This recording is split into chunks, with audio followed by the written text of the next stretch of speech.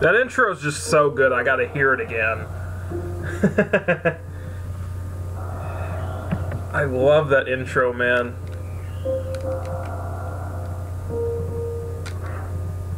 Alright, we're continuing on. My gameplay is at 1 hour and 25. I don't think I'll finish it in under 4 hours this time. Well, I kind of need the gravity suit.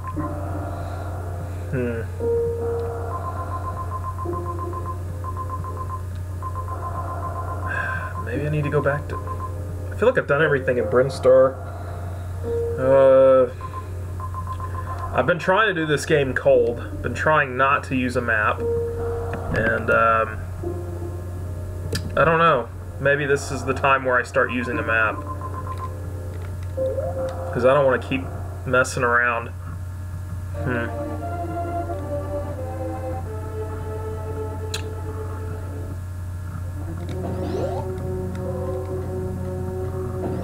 Oh yeah. I gotta remember the controls because I changed them.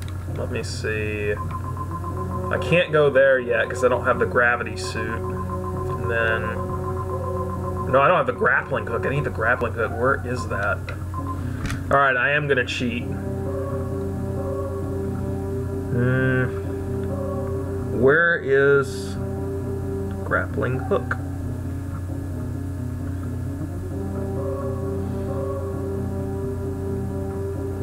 Oh, nice. Here's a nice map. It's very nice. Hey, Django.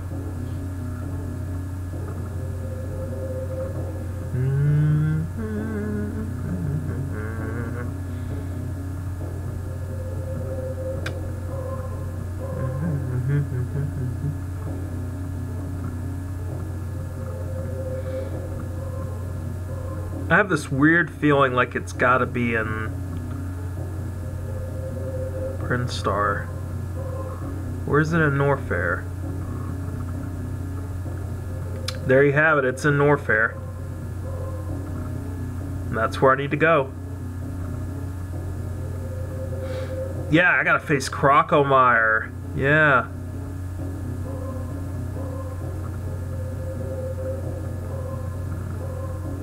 Yep. We're going to Norfair. Thank God I looked.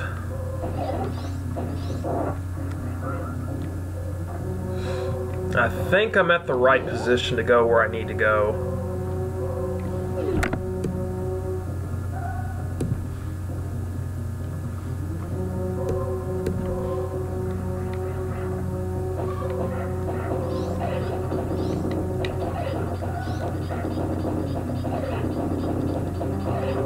I'm like Mr. Freeze right now. Remember Batman and Robin?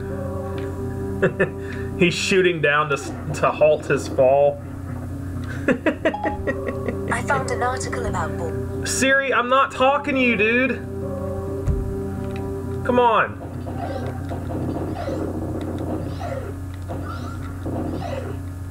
We're not even talking right now. Give me a break.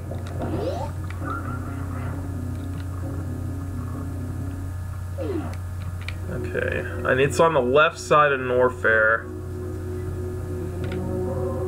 And where am I?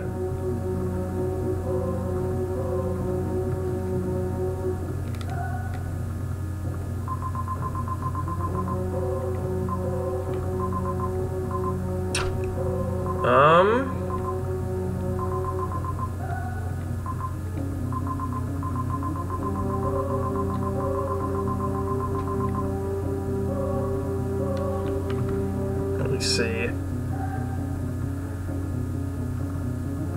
Oh, this is fucking Brinstar.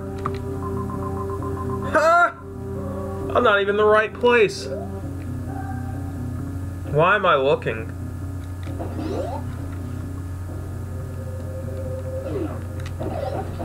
I forget Norfair is like the very bottom of this game.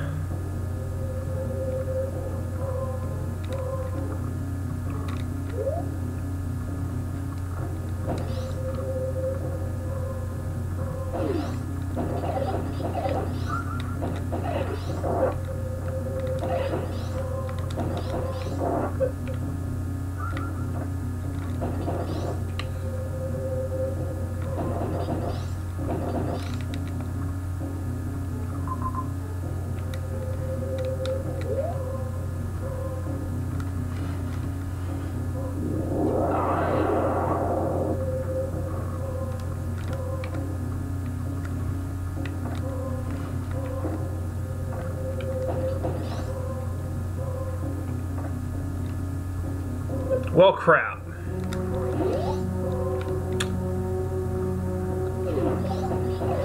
Yeah, I'm definitely lost. This sucks. Hang on.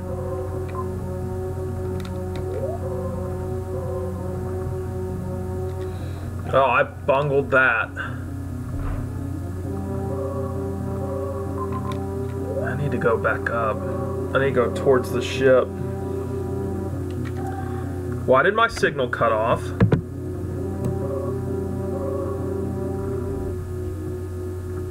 Okay, we're good. Always got to protect that health.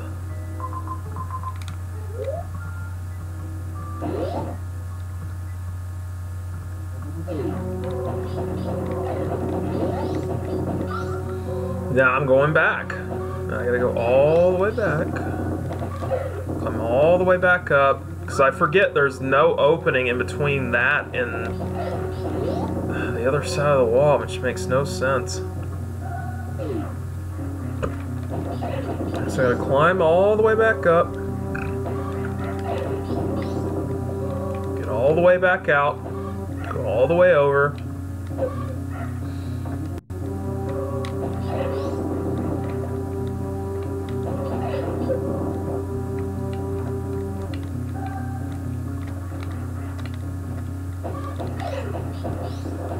I can say one thing that this does, probably more than Metroid Prime, is setting a great atmosphere. This is more like the soundtrack of this game is probably more geared towards the atmosphere of the game.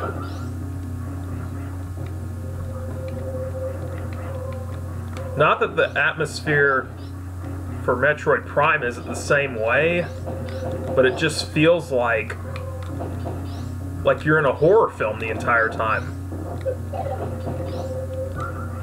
Like a sci-fi thriller. I mean, it feels like Aliens, literally. It feels like the movie Aliens. And I know it's highly inspired by the movie. This whole franchise. The first Alien movie anyway.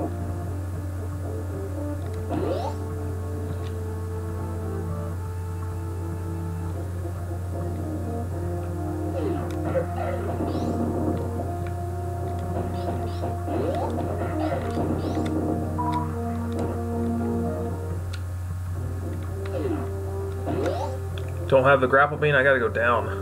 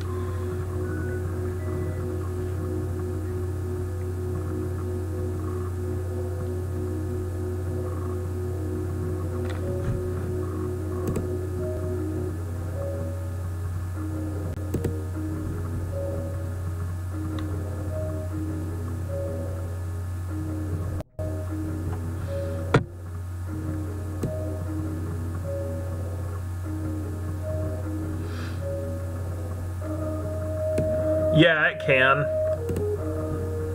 Yeah, I probably overdid it a little bit. Let me shrink it down a little bit. The only problem with it is is, I think, what I used to convert from AV to HDMI, it puts it in like 1080p and 720p, depending on what you want. It's a little complicated, I guess. I could shrink it, but I don't think it'll be 4:3. I think if I shrank it, it would probably look okay. Like, it wouldn't be as bad.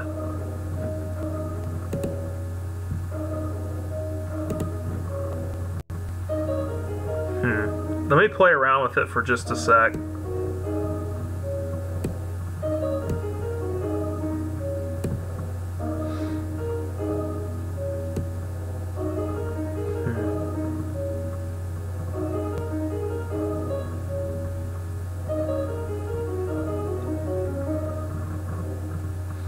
Yeah, it's gonna be...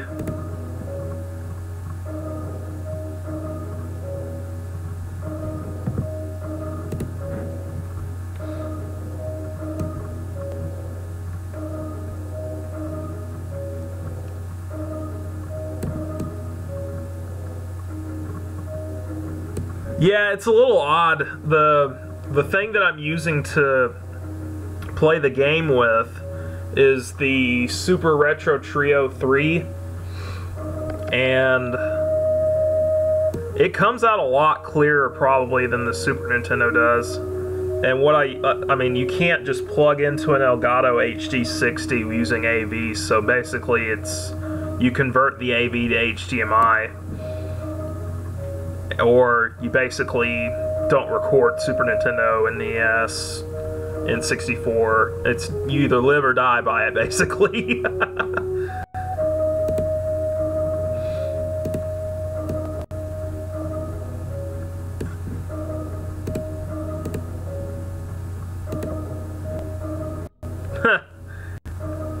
It would squish my head. Well, my head's not all that great.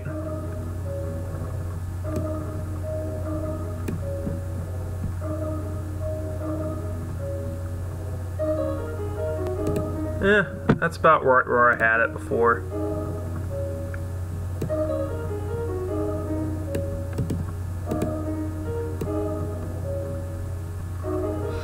Yeah, all the 16-bit games look kind of odd, stretched out. It's the only real way I can record games like this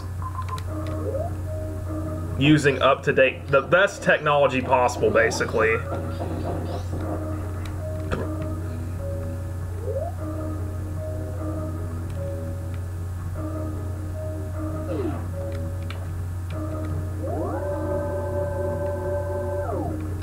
How's the quality of the feed? I had to downscale it a little bit so I could actually keep the feed going consistently, because it was pretty bad for a while. I had to knock it down a scale, and it seems to be doing okay now. But I've been having problems with it recently. Okay, so I'm in the wrong area again. Why do I keep getting lost? I don't know. Good grief. Man, I gotta quit this.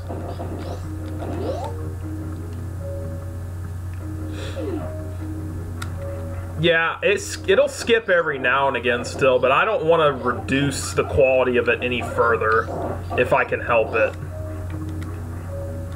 Because I want to try and get everything looking as clear as possible. It might not look good on big screen, but probably on like an iPad or an iPhone or whatever Droid you might have, it'll probably end up looking okay. Now, I worry about it mainly just for me, for what I'm doing, like the Twitter handles and my reactions and stuff like that. I don't want to downgrade that any further, because this, at the end of the day, it is a stream, and I'm trying to keep my reactions and my mannerisms within. I want to keep that preserved if possible. Yeah, I'm not worried about the game's resolution. I'm more worried about my resolution, basically. I need to go to Norfair. I gotta get that grappling hook. Because otherwise I'm not going to get the gravity suit, which I believe is where you go to fight Phantoon. Is this your first time on my channel, Allison?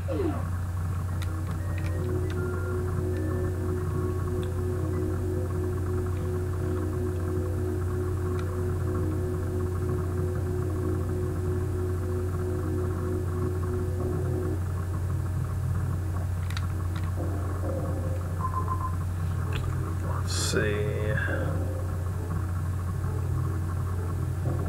Yeah, I'm cheating.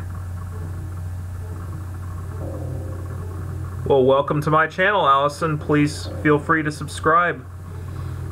I'll be doing more and more of these. Cool. I just had a Diet Coke myself. I should be good to go for the next few hours. Alright, so I need to go...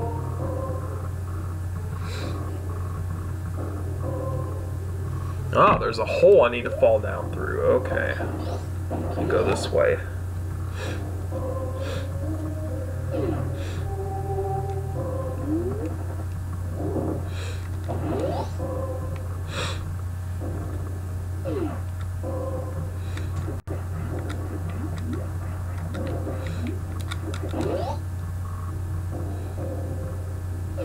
Wait a minute. Okay, so...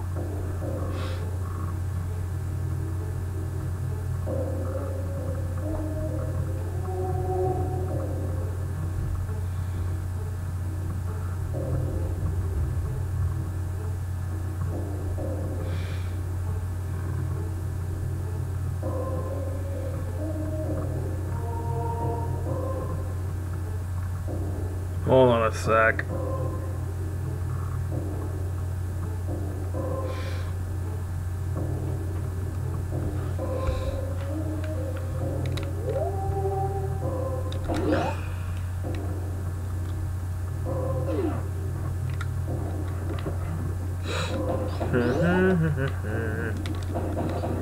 Okay, so like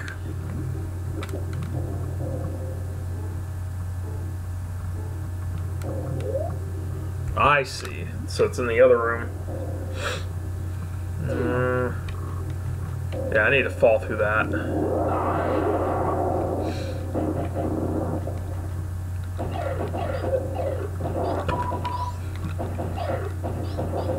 Those jumping fucks in this game are probably the most annoying enemies in this game. Without question. This is bad.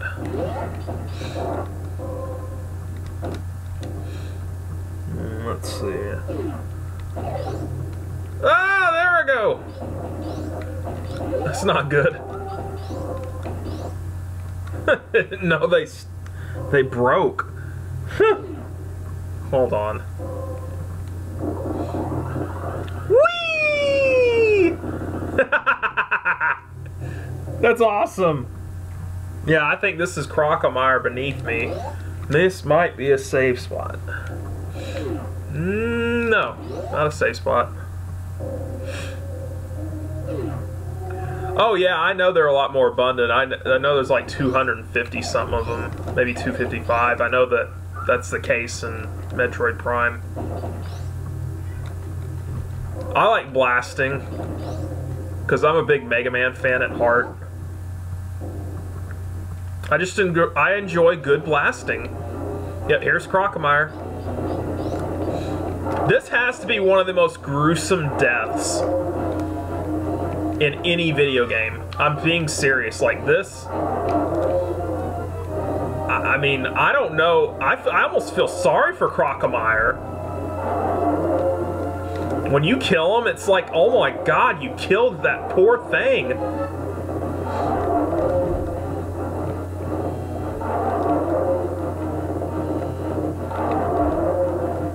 It's like literally one of the most gruesome enemy deaths ever. I feel so bad that I have to kill him. Man, I'm so sorry, Crocomire. I have to beat you. I'm so sorry. I know you're gonna die a very painful death. But I'm sorry. I'm so sorry, man. I don't mean it. I know he's fixing to get to the edge here. Gotta be close. Yep, he's getting close. He's getting a little bit more predictable now. I should have this. Yep, he's about to die. Hey! Hey! And that's a wrap. No! He's still alive! What the hell? Oh my god! Come on, you fuck!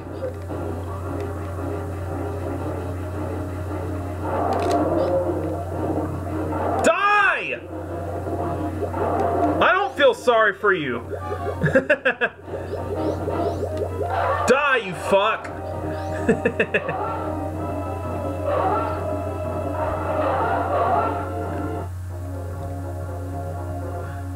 Yeah, I don't understand the physics of this.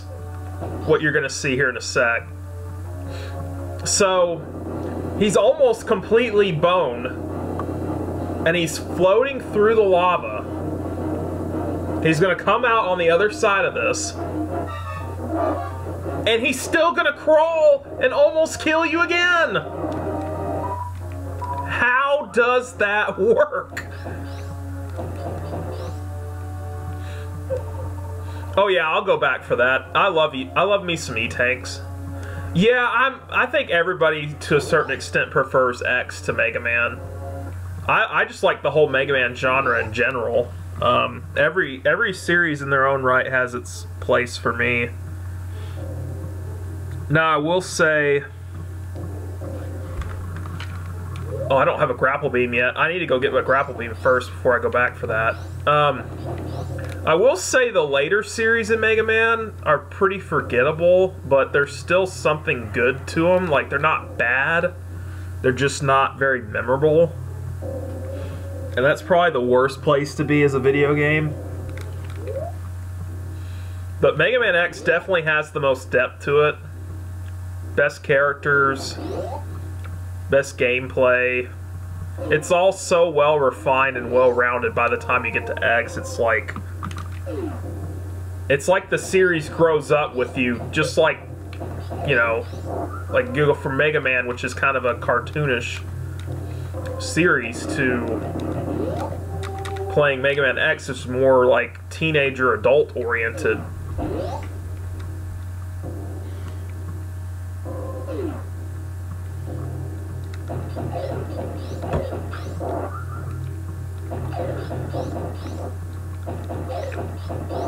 The X games are a lot. The X games are a lot of fun to play. I don't really have any big complaints other than 7 and 8. Even X6 has its merits.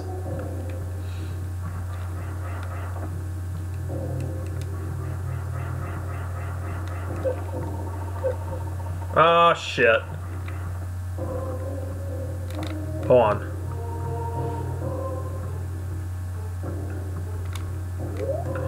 I liked X-Zero, or Mega Man Zero. I really did. I thought it was great. It had a great story arc. I thought it was a great redemption story somewhat for X, or from Zero to, from being what he was to finding his way to being the hero of the day and saving the world and sacrificing himself at the end.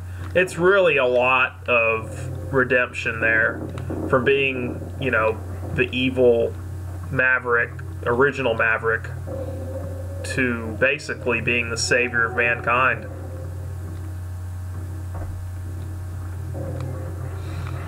Now, how the hell do I get up there?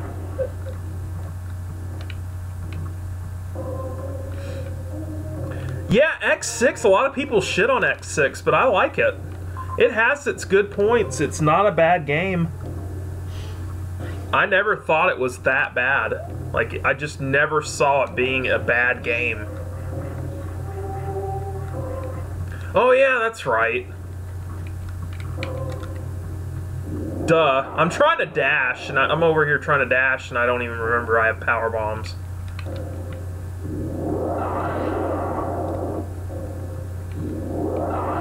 Okay.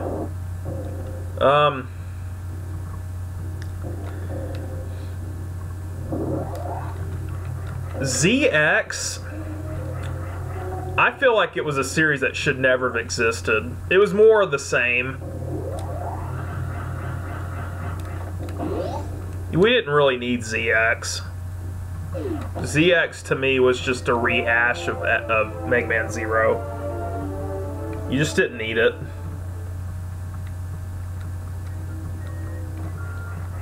But all the X games up until X7 are great. Then once you hit X7, it's pretty bad. X7 is bad. X8 is somewhat memorable, I guess. But it's not.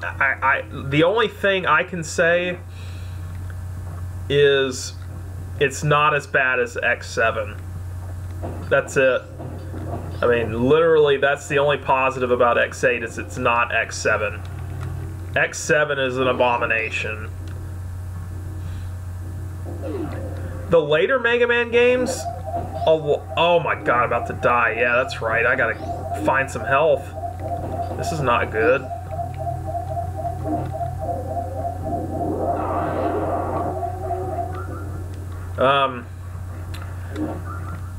I liked Mega Man, pretty much every Mega Man game except for number 8. Mega Man 8, it just became a joke. I mean, really? Dr. Wawi? Dr. Wawi? Dr. Wawi. That's what's wrong with that Mega Man 8, is it's just so poorly done. From the voice acting to the gameplay, the difficulty is absurd. I'm sorry.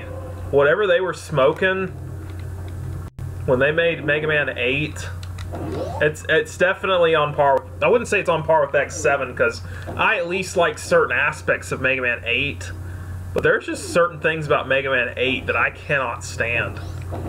Starting with the laziness of it all. They had at least 2 years to prepare for that game, and they shat out that really bad turd. It's just not good. But it's still playable. At least it at least has some replay value. X7, I played it through once and vowed never to play it again.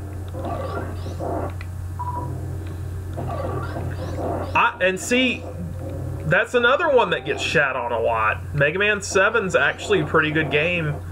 Right amount of difficulty. Had probably the most unique sprites in the series. One of the most colorful sprites in the series, for sure. Mega Man 9 and 10, if you ever played those, were the downloadable games. And those games are great. Mega Man 9 and 10 are great games. To me, they're probably... If I had to rank the Mega Man games, I would say that those 9 and 10 probably are in the top 5. I don't know where the rest fall in line. 1 through 3, well, Mega Man 1's got a lot of flaws with it. It's a little too difficult for me. The boss rush at the end of the game is so hard.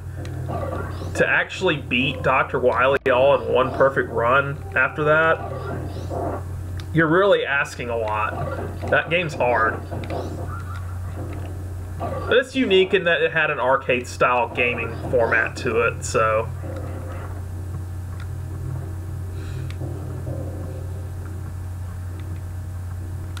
Mega Man 9 was just insanely hard. Not that that's a bad thing, but...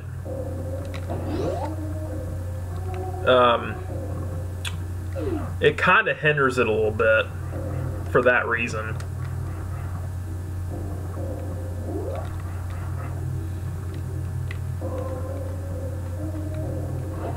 Mega Man 10 is a little bit more fair, and I really... One of my favorite themes in the entire series is the Dr. Wily machine theme from Mega Man 10. Yeah, playing as Proto Man was kind of cool. Playing as Bass was kind of cool, too. The hardest Mega Man game in the series is probably Mega Man and Bass. Mega Man and Bass is... You thought Mega Man 9 was hard? I tried playing that through recently and did not finish it. Once you get to King, like, you've already suffered enough, and once you get to King, it's like, it amps it up. It just amps up the difficulty so much, it's unplayable. Mega Man and Bass is unbearable. I beat it one time. I beat Mega Man Bass and Mega Man X7 one time. And we'll probably never touch it again. Unless I decide to play all the Mega Man games. By the way, I actually own all but 3 Mega Man games in the entire world. Not all the Japanese releases, mind you. I don't have the Japanese releases of every Mega Man game. It's mostly North American, but my entire collection's... I mean, I pretty much have every game. I bought them all as they came out. So that was a pretty cool investment, because now they're all really rare.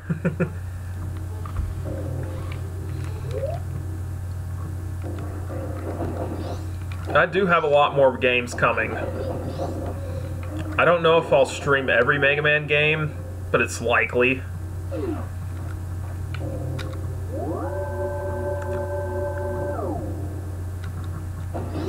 Oh, nice. Yeah, I have the Japanese cart too. Because there are significant differences between the one that came out on the Game Boy Advance and the one that came out, you know, 7 or 8 years before on the Super Famicom, which I have both versions. Yeah, I never got rid of my games either, and I'm thankful that I didn't, because now they're all worth a lot. So if I was ever in a bind financially, I could just sell them. Not that I would want to, not that I would, but I'm just saying the possibility is there. Okay, what's going on here? There we go.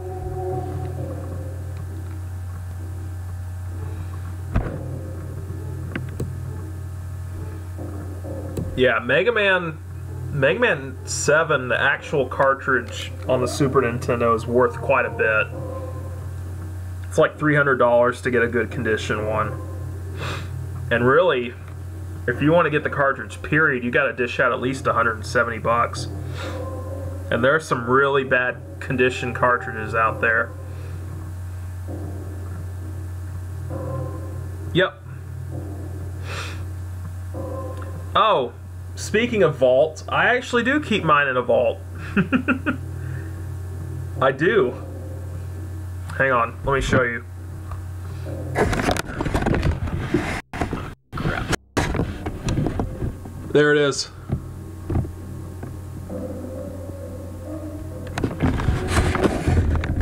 Yeah. That little Mega Man logo is where I keep my Mega Man games. You read my mind. Yeah, these... I keep my super rare games besides the Mega Man games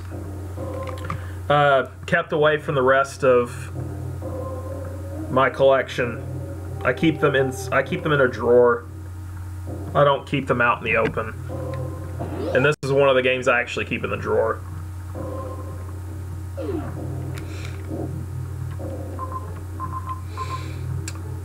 Let's see. Where to next?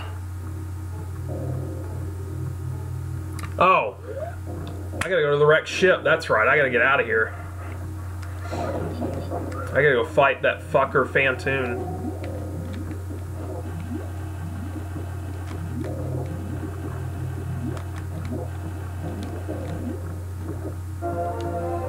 More missiles!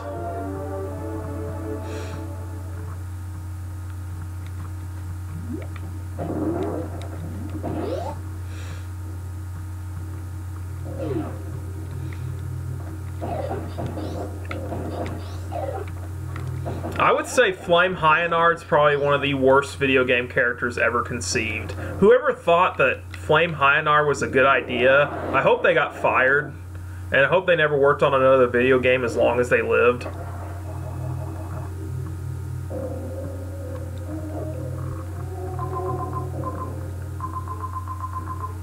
Because honestly, they don't ever deserve to work on another game. The most expensive Mega Man title is Mega Man 7, but I'd say a close second is Misadventures of Tron Bonne.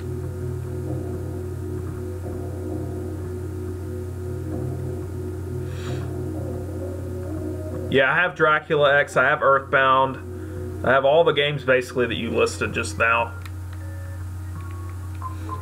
I have never played Earthbound. I just know it's worth a lot and I invested in it. I know it'll only keep going up in value. I know they finally came out with it on the Virtual Console. Thank God. Because I know people are probably getting tired of having to pay $300 to play it, or even more than that. Dracula X copy that I have is in immaculate condition. It's almost in mint condition. Like, literally, there's nothing wrong with the cartridge. I even held it up against a light, and there weren't any, like, scuffs or marks on it at all. It was kept so well. Like, a lot of people... This is one thing that really bugs me about video games, in general. Why would you keep your games in such filthy conditions? Like, how do all these cartridges look like they've been dipped in Coca-Cola? Like, there's so many cartridges out there that just look like they've been sitting in Coca-Cola for 20 years. And their labels are pretty much all gone. They're pretty much sticky as hell. And they're not worth jack shit, and you gotta spend time cleaning it up. And even then, it doesn't look that good. It's just, I don't know what people do with their video games. They probably stick them in their attic and then just forget it. Like, I don't understand how people let their video games go to waste like that, or really anything. I mean, I understand there's the concept of an attic, but like, it's just... What the... Get out of there! God, this is ridiculous. Get out!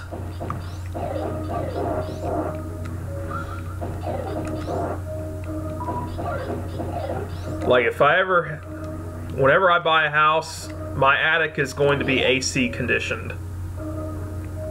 Like, I'm going to make sure that everything that's in my attic is kept pretty neatly. I don't know if people just don't care about what's in their attic or anything, but I guess a lot of attics just aren't air conditioned. I want mine to be air conditioned. If I had a basement, well, I mean, obviously the basement would be air conditioned because the cold air is going to fall, but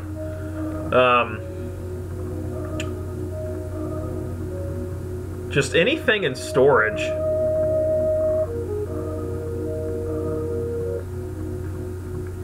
Oh, nice! You got the boxes too?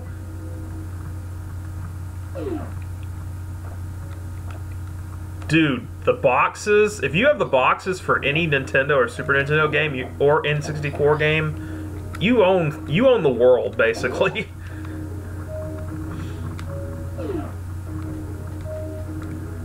That's awesome. Yeah, I bought quite a few old rentals, like Mega Man X2. It used to be a Blockbuster rental. My mom bought that for me for Christmas in like 2000 for $20. I paid a total of $20 for Mega Man X2, and it's probably worth $200 now. And it only keep going up in value. That's awesome. Yeah, I'm so glad I didn't get rid of my video games. I think my entire collection's probably worth 30 grand. Has to be. Has to be. I don't see any other way around it. Like, if I showed off my entire collection, I'd have no doubt I could get a decent amount for it. I have pretty much every Nintendo console except the fucking Virtual Boy. Oh, word. I'm 28.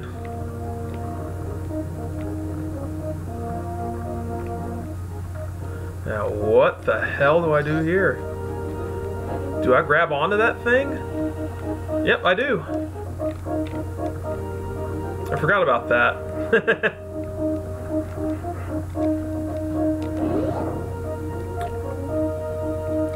Do you have the Nintendo World Championship cartridges that are worth 10 grand a piece?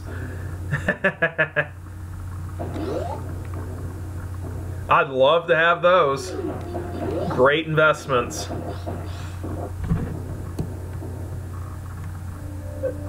I can only imagine. Oh my god, what is that?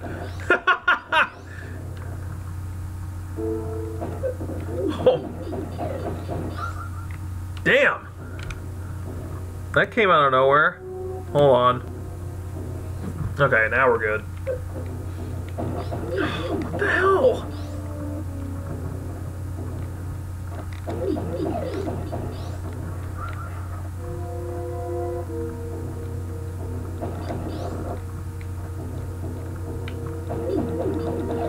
Now it's like Symphony of the Night right here. There's a game I'm jonesing to play, is Symphony of the Night.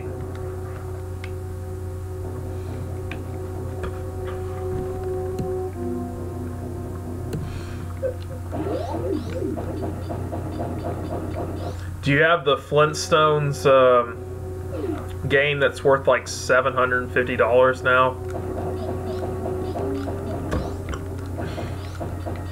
The one that literally only came out as a rental on Blockbuster.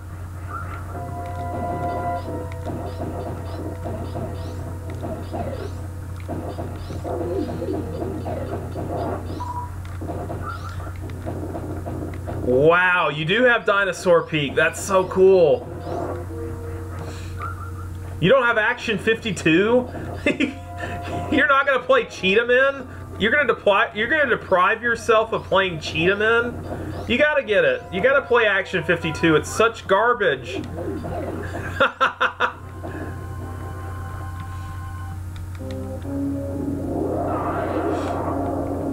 Yeah, you gotta get Action 52. I'd like to see that. That's a game, I mean, I wouldn't mind owning it, I guess, but I'm not gonna go out of my way to buy it. It's Action 52.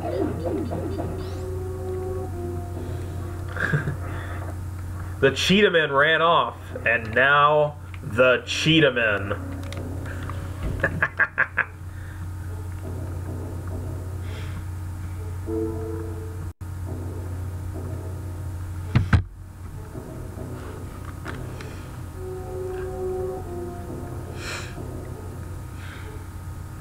Okay, where the heck am I going?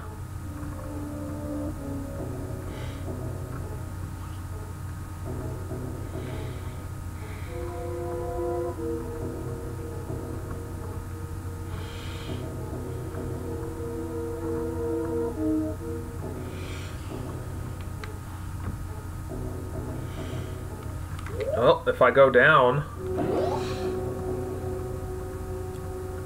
I'll run into Phantoon.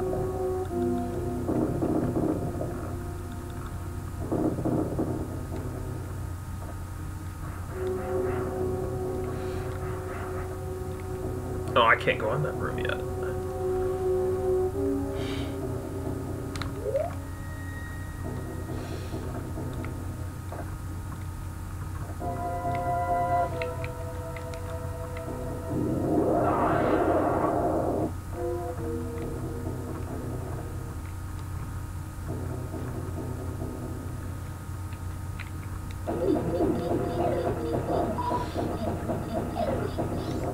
Which ones do you want to get rid of, Allison?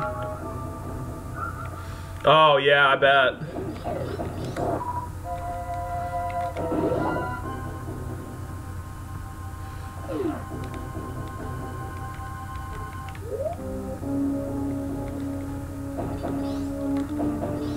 Yeah, I started playing it today, Tyler.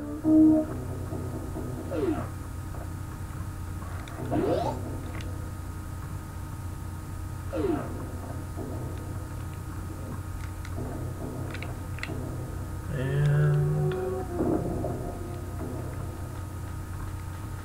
I hate Phantoon. I really hate Phantoon. Yeah, keep your rare ones. If you got good rare games like Dinosaur Peak, keep them. Because again, the games that we do have, they're only going to keep going up in value. Oh boy. This is probably my least favorite boss battle in this game. I cannot stand Phantoon. I'm probably going to die. I have a gut feeling.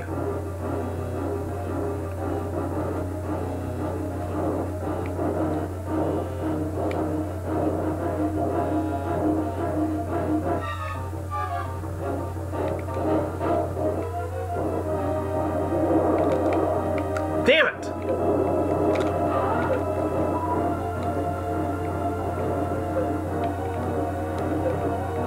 I know there's a way to avoid this fuck.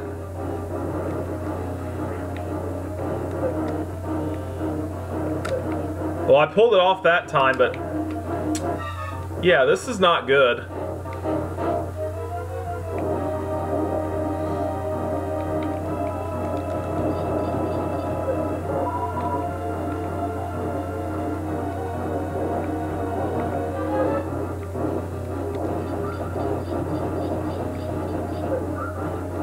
Yeah, I'm just gonna have to let him keep doing that, because I honestly don't know what else I'm supposed to do.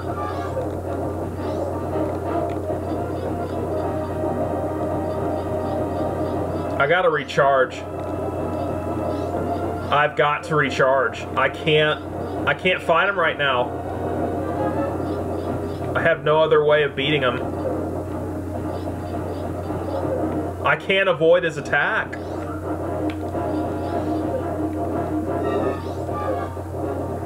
Damn it! You asshole. If he attacks me, I'm fucked. But yet, I still... Oh my god, I hate you! I hate your ass!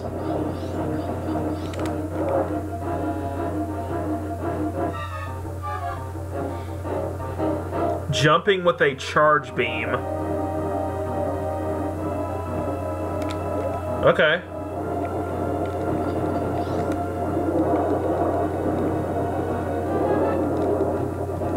Hang on. I'm gonna get a little bit more health in me. Hang on.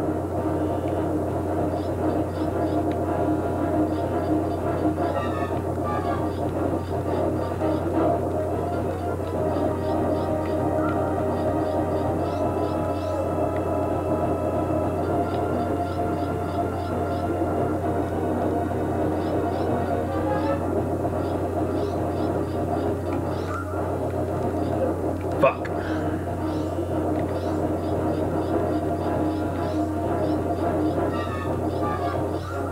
Ah, shit.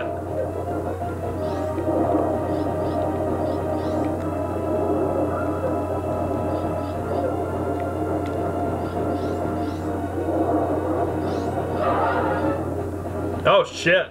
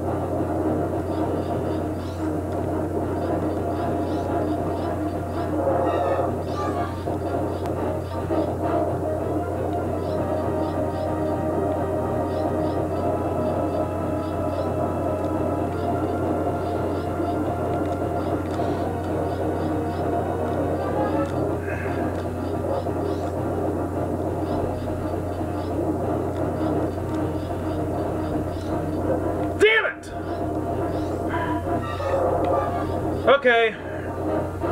I give up. Fine, we'll do it your way.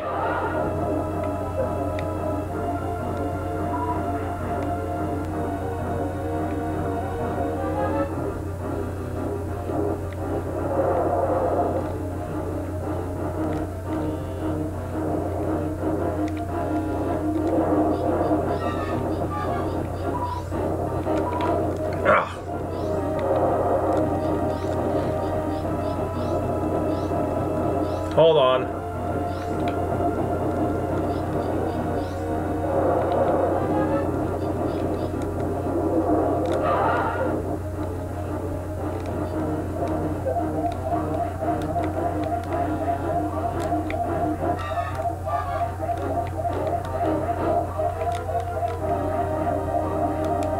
Thanks for the tip. Holy shit, I didn't know you could do that. That's epic. I might lose, but at least I'll have that going into the next fight. I can't leave the corner because he might show up. I want to get that energy so bad, and I couldn't. Hold on.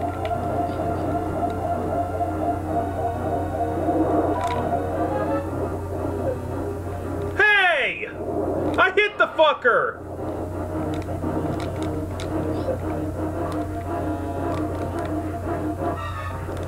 Hold on.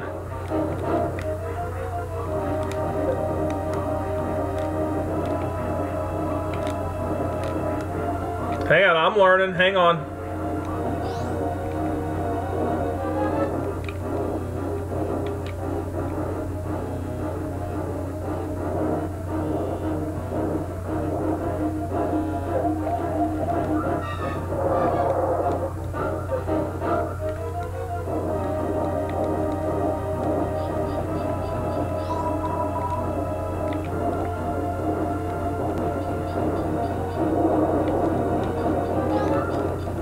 I got it. Haha! Fuck you, bitch!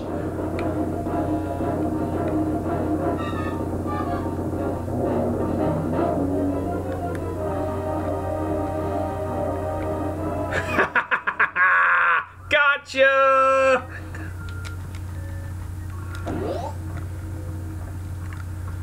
Oh, you're a lifesaver, Allison. Thank God. Yeah, I would have lost. I would have lost without you. You're a lifesaver. Please, please subscribe. I need your wisdom in my life.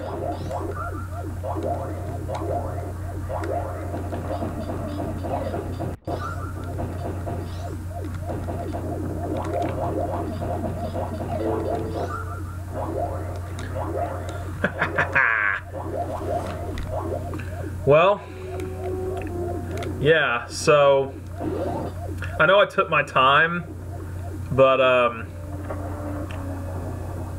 was trying to save up energy. I was trying to get some more energy in case, you know, I screwed up.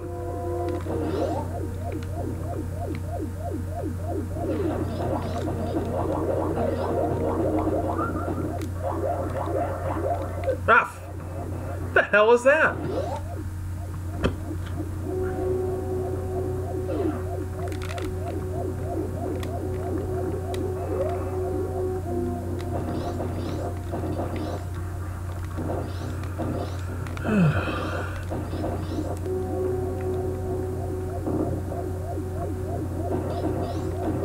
Now I can save. What's in here? I think maybe an energy? Nope. Super missile. Yeah.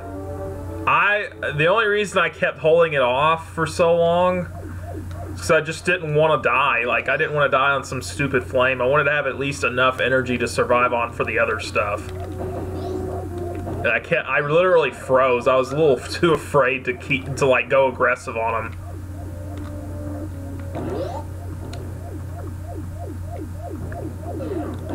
No, I can't do that yet.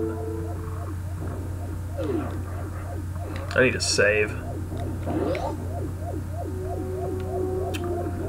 Let's see.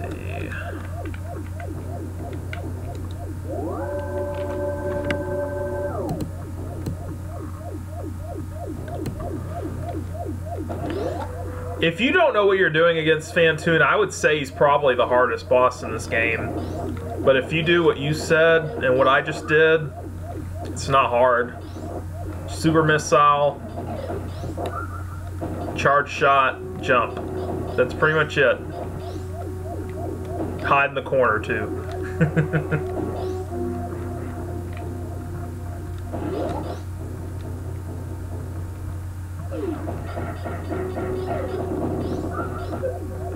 I knew there had to be a way to beat Phantoon. I was probably just too blind to see it.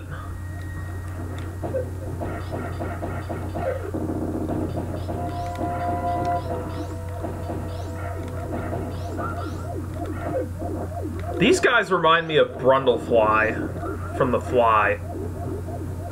Ah, crap. And those things pop up again in Metroid Prime.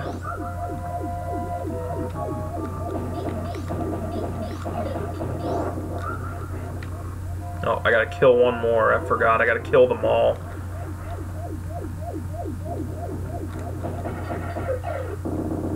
And now I can finally move on.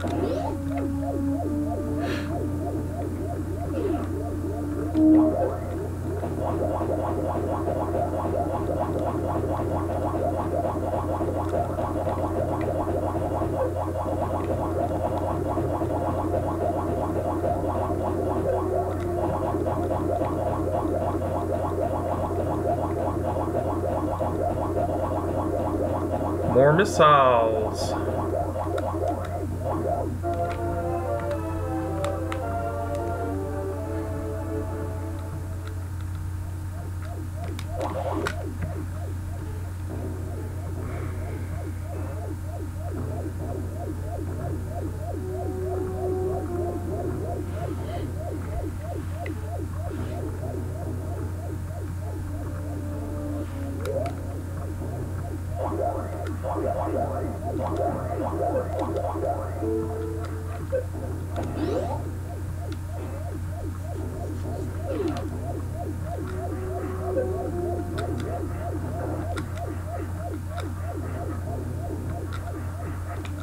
Damn it!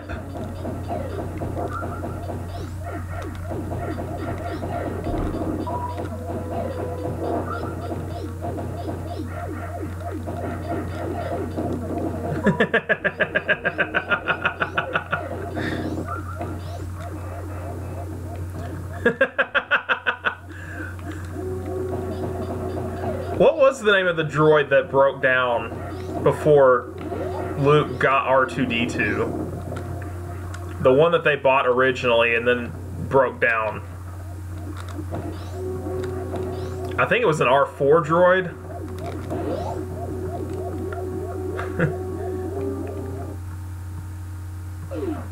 That's the trash can I'm thinking of.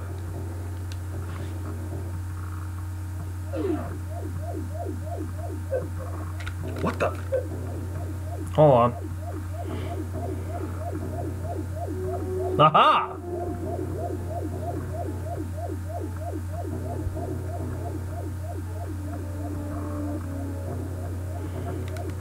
I need to go outside to get the gravity suit.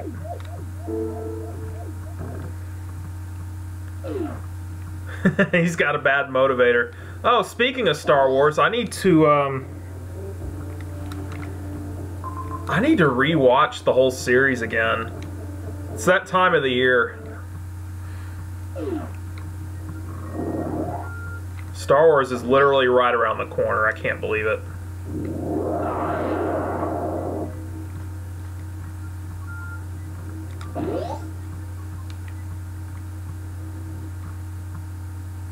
Yeah, it seems like Star Wars is going on every year nowadays.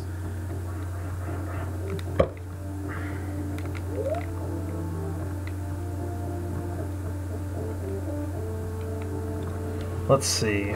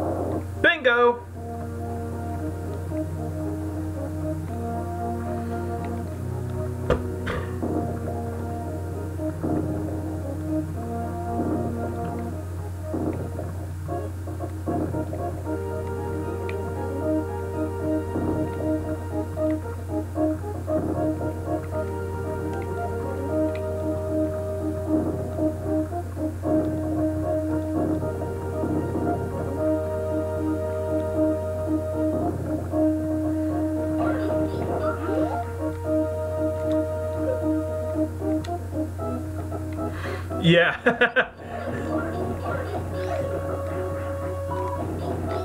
Now I know.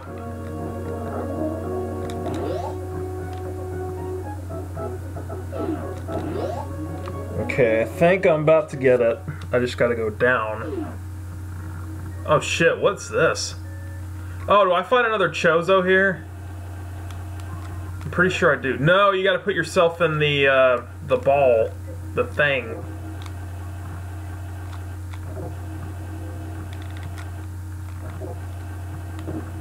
Yep. We'll walk you down.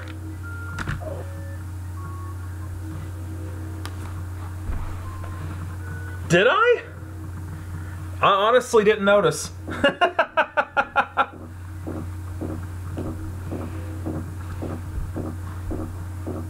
Honestly had no clue.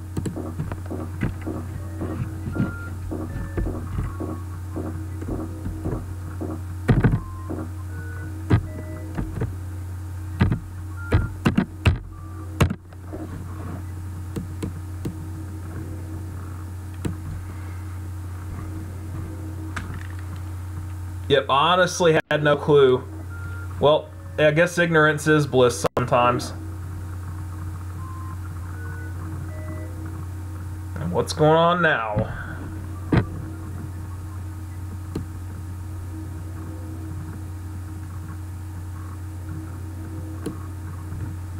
Okay.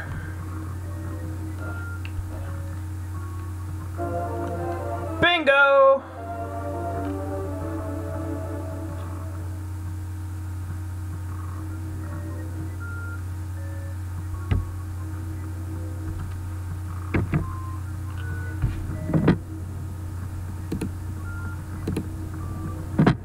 Okay. I can show you the world.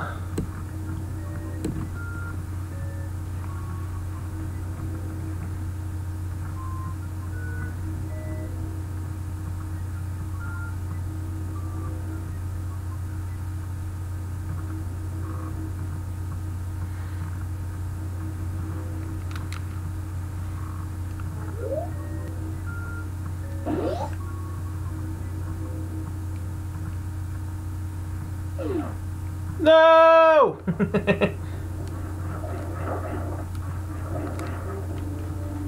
Now that I have the gravity suit, I can go anywhere.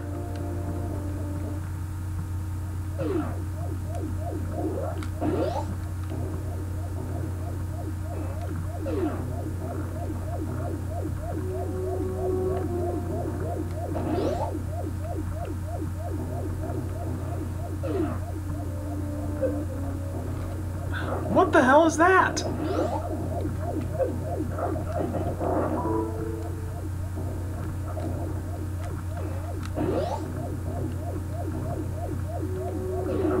Oh shit.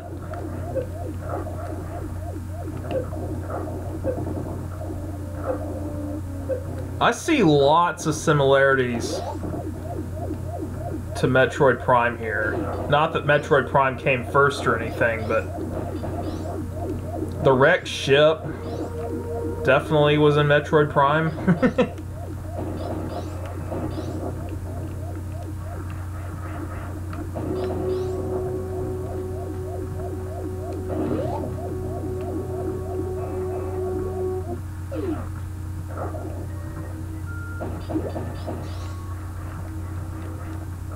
Aha.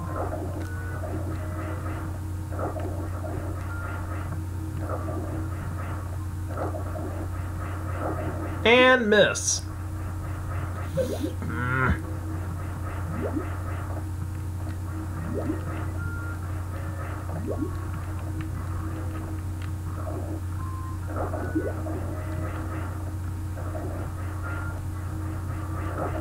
No! Hold on. I'll get it. I'll get it eventually.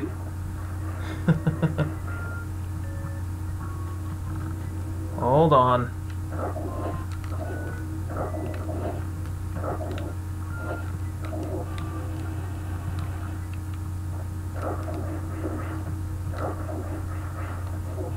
Got it. Ah, oh, thank God. I needed that.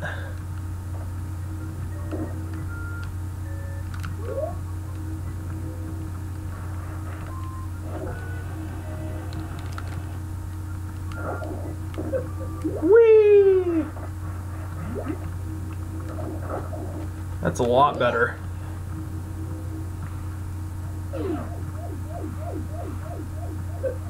Hey!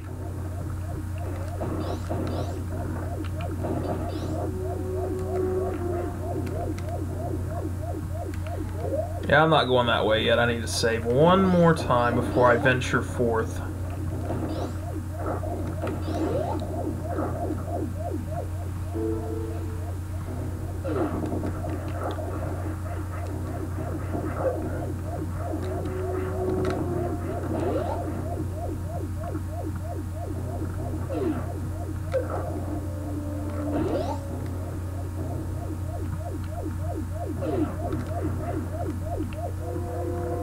That green thing just then reminded me of another bot, or another enemy from Metroid Prime.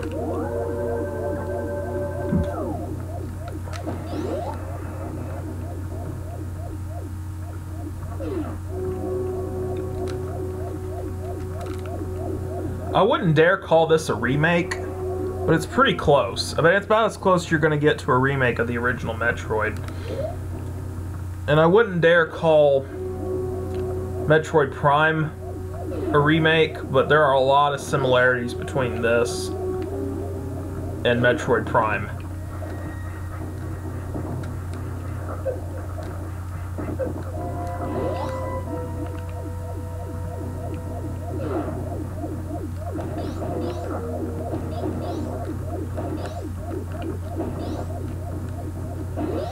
Plot-wise, this is not a straight-up remake of Metroid, the first game, but it feels and looks a lot like the same game.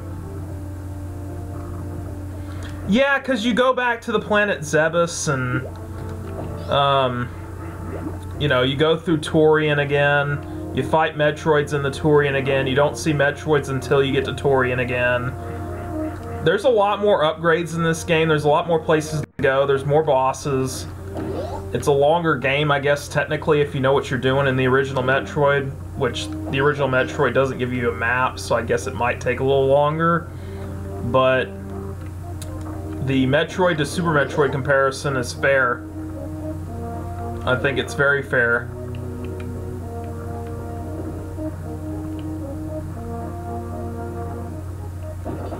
It is a fantastic sequel. I think from a plot standpoint it fits in very well. Like, everything that happens is great. It has a very satisfying conclusion. It's really a three-part trilogy if you think about it. From this to Metroid 2 before it, and then Metroid before that. It has a nice three-part story arc. It's nice. And it concludes with the destruction of Zebus. I love it. Plot-wise, it's so good.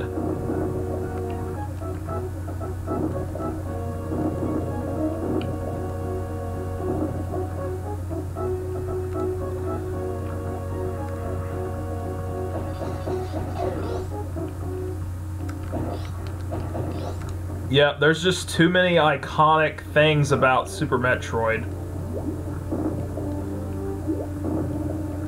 It has to be one of the best sequels, if not the best sequel in gaming history. Maybe you could say that about Mario Brothers 2 or 3. Well, not 2, but 3. You could say that, I guess, about 3. Because 3 had a huge impact. And was a great game. And was challenging. Now, what do I do here? Oh. All is revealed.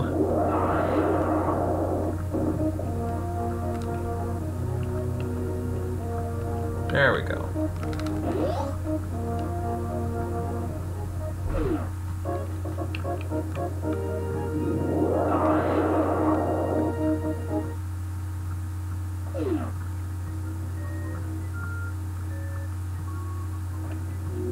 Yeah, which is crazy. It really doesn't fit in. It's totally a Super Nintendo game, but it doesn't feel like one. Oh no. It's the carnage that is Meridia. I forgot. There's still more to go, isn't there? Crap. Now this is the part of the game I'm just not a fan of. Meridia in general, I'm just... Not really. It's not really for me. It kind of gets... This is the part of the game where you can really get lost.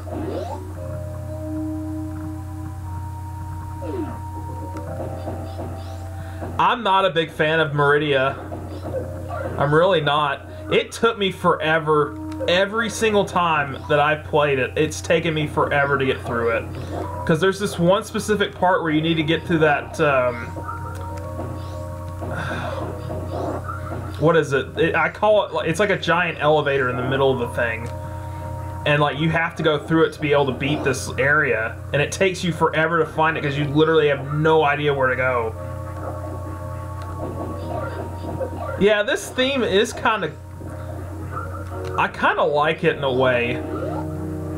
This part right here reminds me a lot of the third Sigma stage from Mega Man X.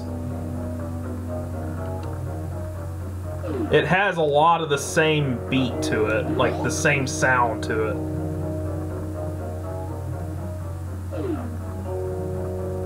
Looks good on my end. It comes and goes. It's been mostly good. I think they're skipping with any stream.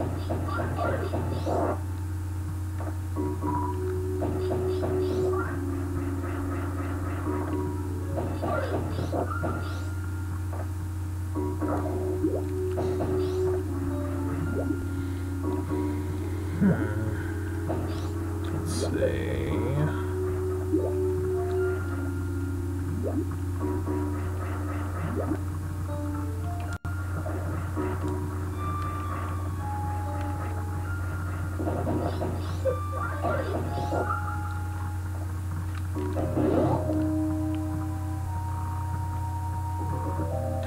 Bingo! Oh, maybe it's not the elevator that I'm thinking of. Maybe it's like... I know there's a specific part that you have to go through to get to where you need to go. It's not the elevator per se.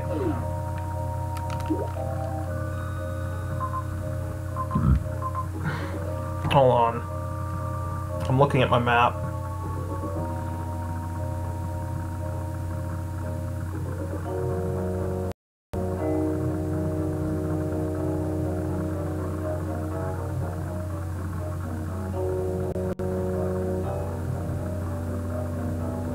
Oh, there's 2 bosses in this area, okay.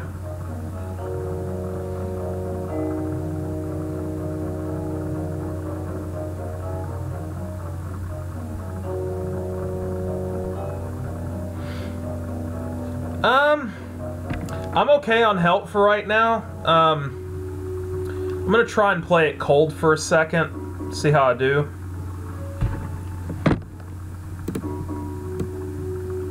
But if it gets to be where I'm just like, oh, I can't figure it out, I'll let you know.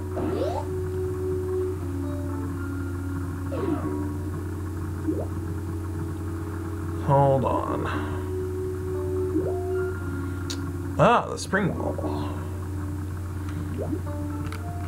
Hold on.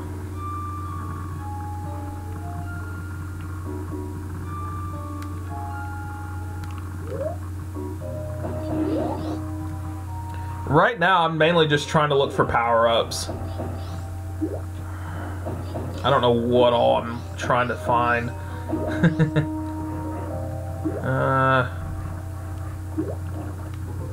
Yeah, this part does get annoying with the sand. It really gets bad. Sometimes you're just trying to jump with all your might and they literally cannot get out. Just like there. Like I cannot get out of this shit. What the fuck? Come on.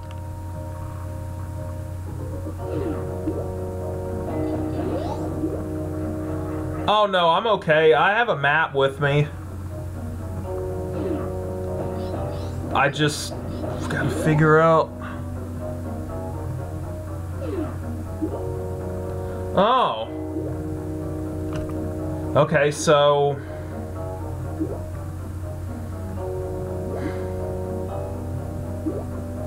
No, I'm definitely not a wall jump master. Nope.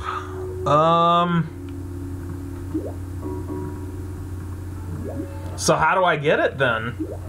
I wonder.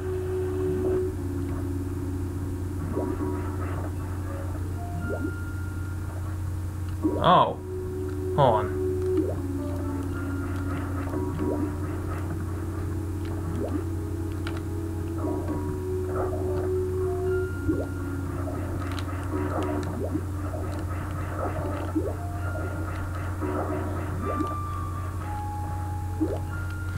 Yeah, I'm gonna have to come back. Yeah, I can't. I'm not gonna be able to get it right now.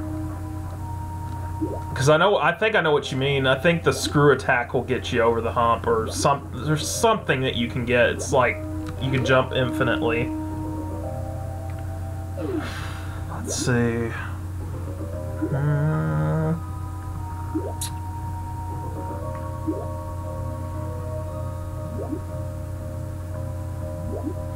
Then in that case,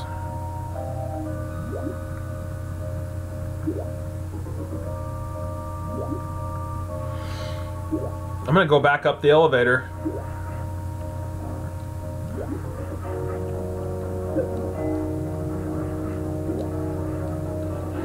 Hey, Charlie.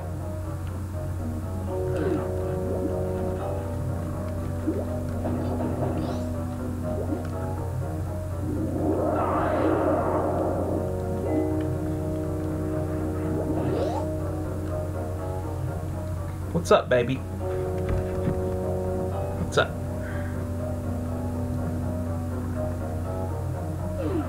Pitiful baby.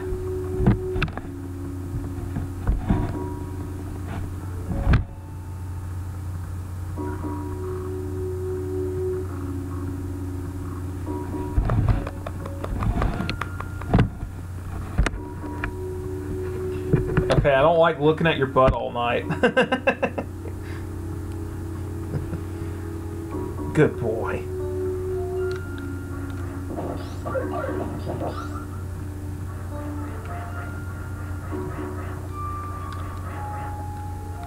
Let's see what's up. What's doing up here?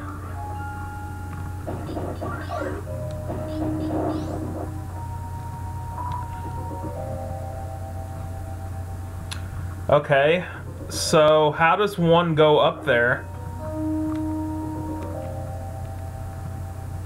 Oh, this part's so annoying.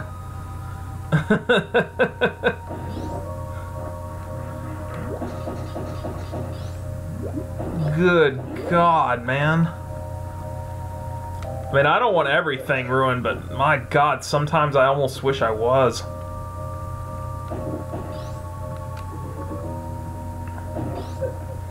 Like, literally. How? Okay, so...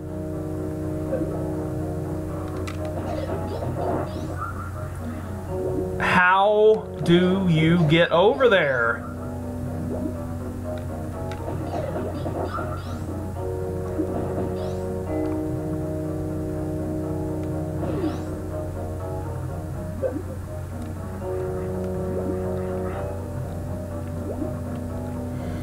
Yeah, this is definitely a stage meant to confuse and deceive.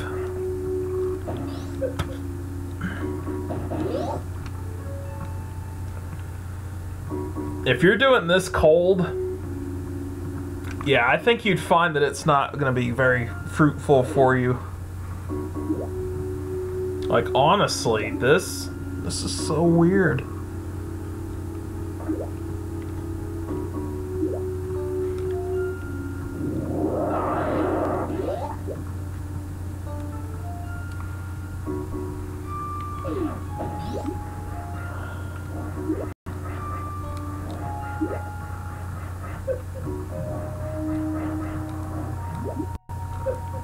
Yeah, I definitely don't want to spend all night playing this fucking stage over and over again.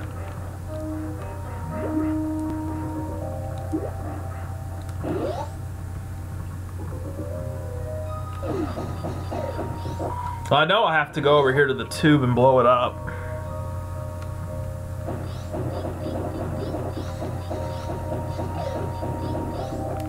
Let me get my bearings.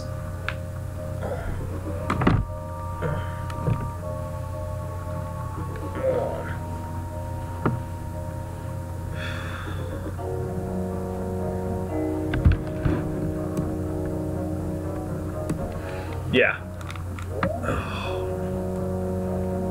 Hold on.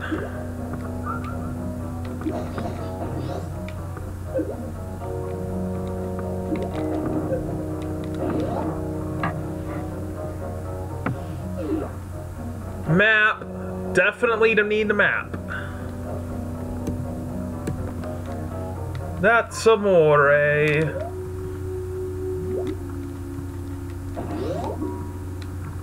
I'm gonna need that map.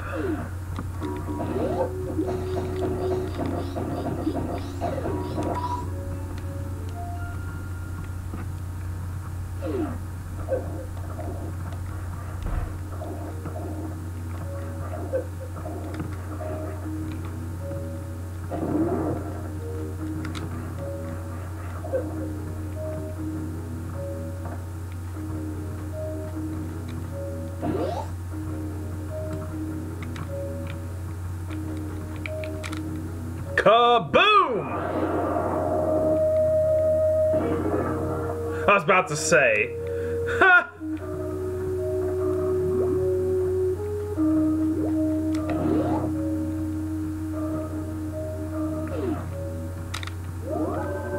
Okay.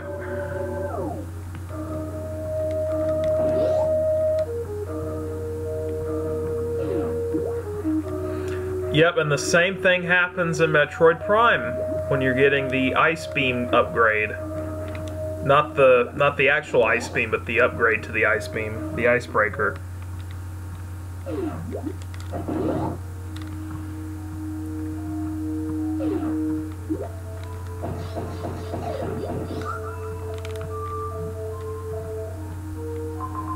Okay, so what now?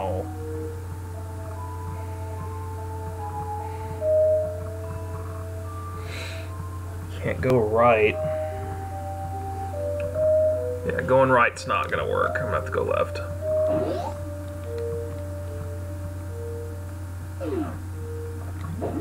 Gotta go around.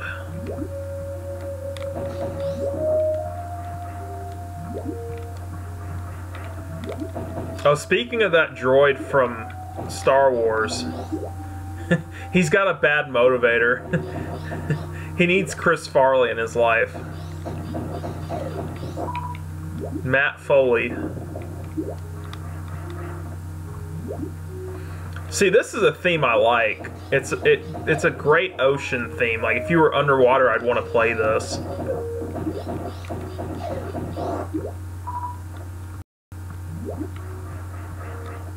The other theme just gets annoying because you're constantly lost and you're just pissed off the whole time.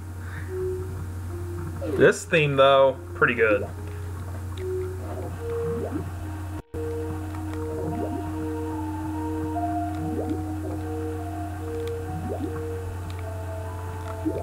Woo! And hold on. Yeah, I need to keep going right. I think. Yes. Yes. Keep going right.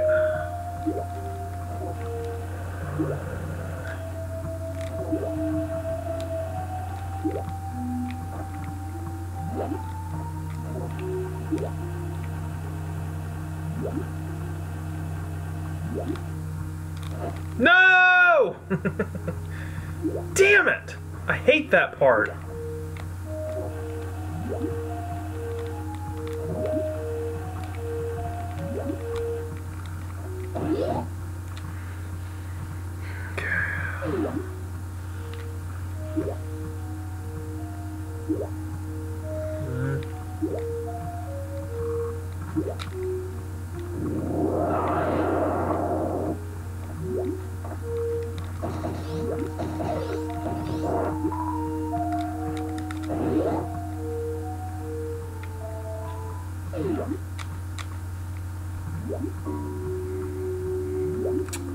Alright, I probably need to save, don't I? Because he's coming up.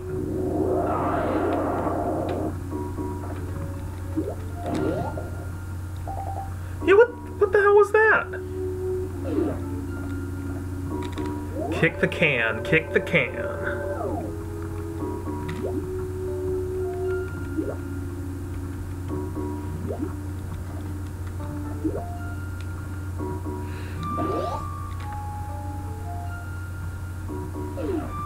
Okay.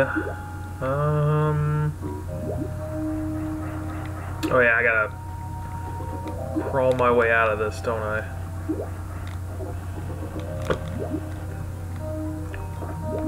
This is gonna be a little tricky.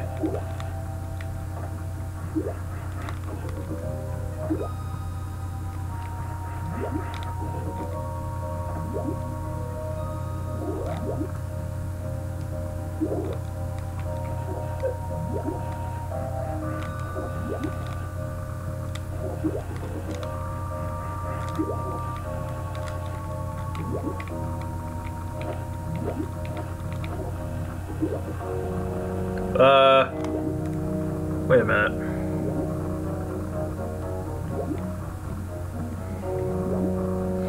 Oh. I need to go back, not right. What am I doing?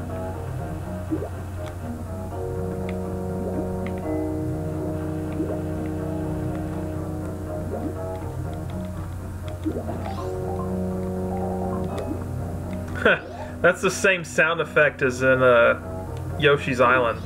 Oh, there's some infant Metroid. A pseudo Metroid.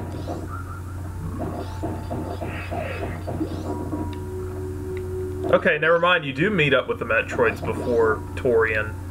Sort of. They're not full Metroids, but they're Metroids.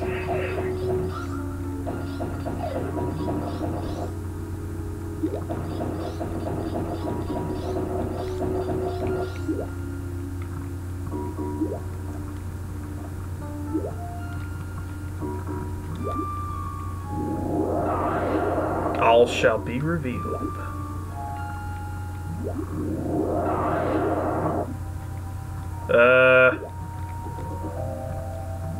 What?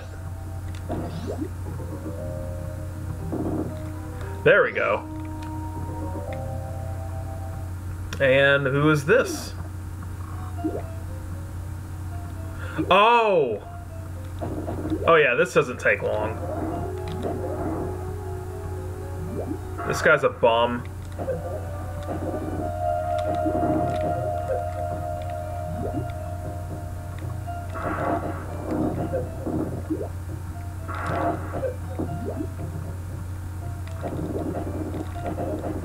Now that reminds me of the dragon from the red thing in the library of Castlevania 4.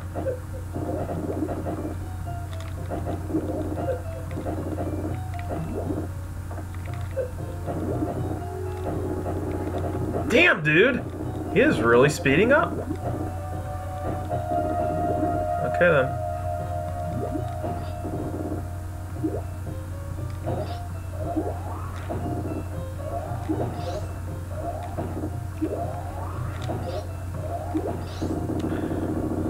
Yeah, they're pretty bad Metroid clones, I gotta admit.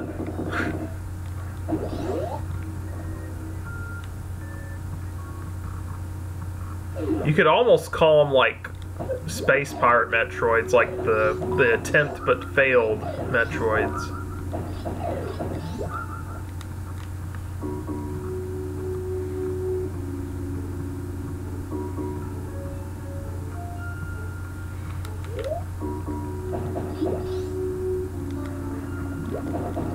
Oh.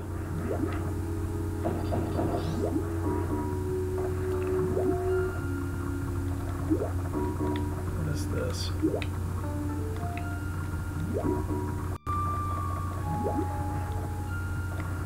Okay, what?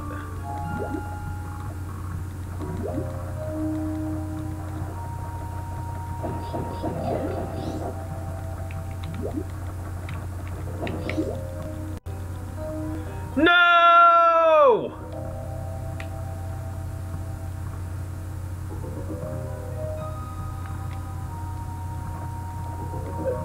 Son of a bitch.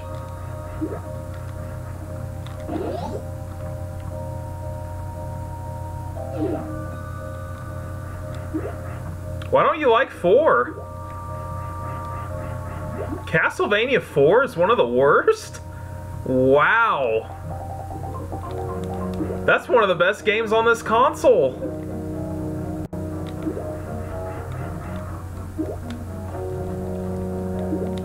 What turns you off about it?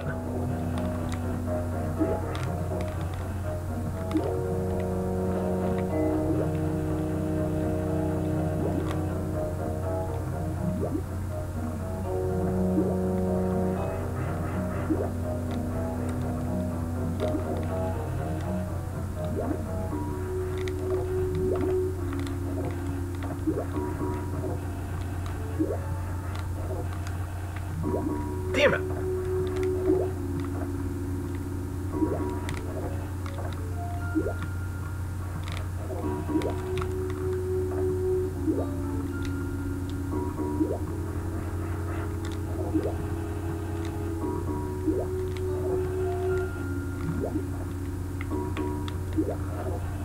Dracula X is superior?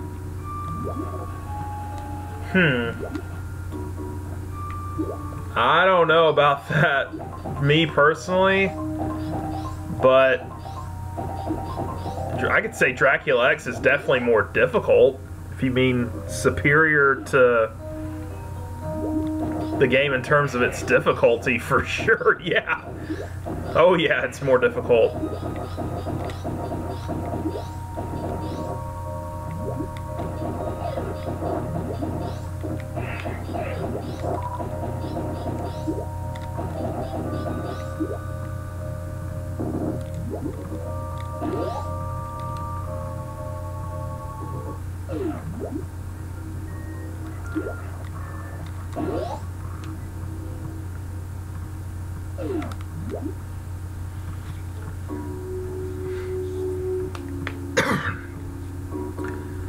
In terms of having memorable... Here's the thing about Castlevania 4. In terms of having a memorable soundtrack, it works well within the context of the game.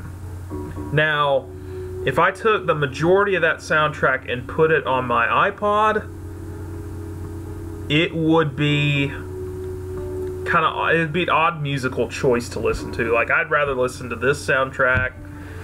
In terms of, like, listening to the soundtrack over and over again, replayability as far as the soundtrack goes, playing outside of the game, probably not going to play it a whole lot. I have a few tracks from the game on my iPod, but not all of them, because a lot of it is very gothic. It's more like this soundtrack. It's more atmospheric, but it doesn't really translate well to like widespread appeal like this one does. I wouldn't say it has bad art. I think the graphics are great. I think it's very detailed. It's a leap. It's a huge step forward from the previous 3 in terms of art.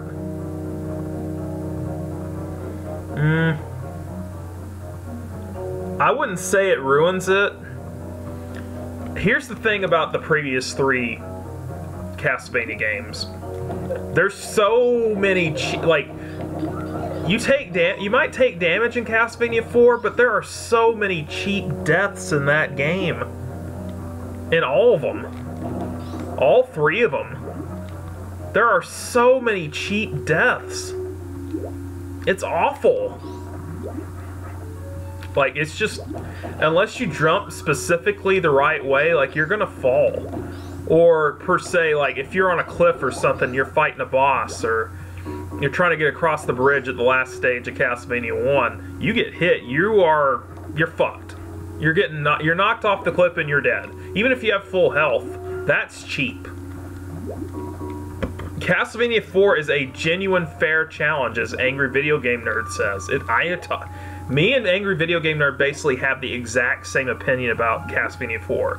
Like, it's my favorite game in the series. It's the most well done, and to me, it might be the misfit of the series in terms of control and, I would say, ease. But that's kind of its charm, is it's different. And it's just,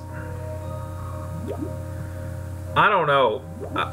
I think the first three are just really unfair at times. It's really just more like a graphic, well, not a graphic thing, but like a control thing. The control is awful. And that's the great thing about Castlevania 4, you feel like you're in control.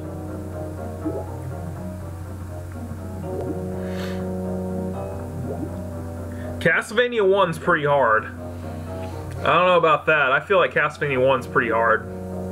Castlevania 2's pretty hard because the game is completely cryptic. Like, unless you have Nintendo Power or a guide or some sort, Castlevania 2 could be a very frustrating game. Never beat Castlevania 3 legit. Don't think I ever would.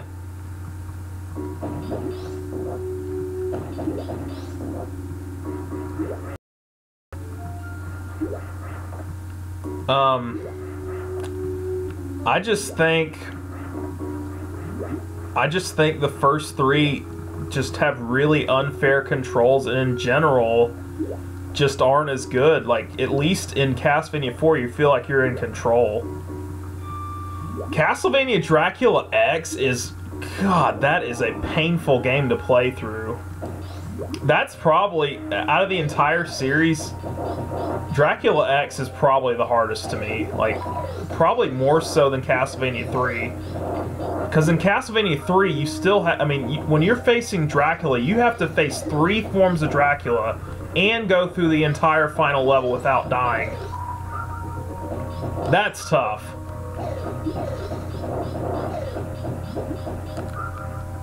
But Dracula X is, to me, is almost impossible to beat without cheating.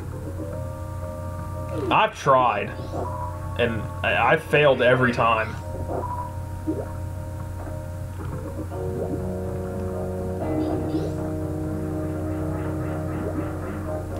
Okay, so please elaborate on I can't come from 4. I must know.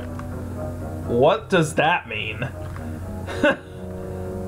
It doesn't get you, it doesn't excite you? What the hell? That's like the most random. Okay, I'm just gonna wait for you to explain that.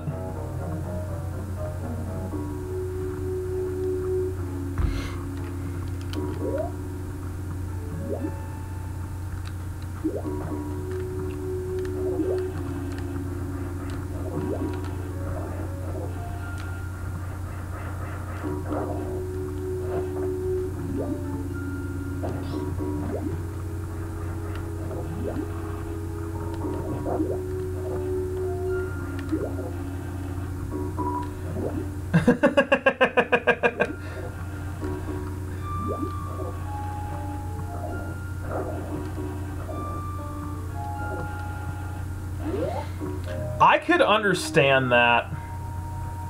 I could understand that.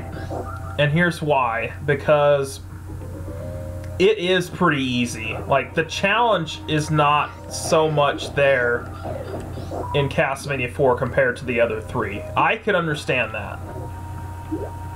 And Dracula X. Dracula X, like, if you beat that game legit, you've really accomplished something. Like, that's hard. I get what you're saying.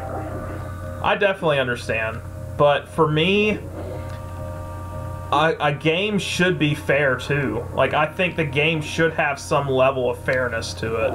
Like, not just be difficult because of the sake of being difficult or a design flaw per se. Like, design flaws a lot of the time kill some Super Nintendo and Nintendo games, but mostly Nintendo games, through no fault of its own other than having a bad design.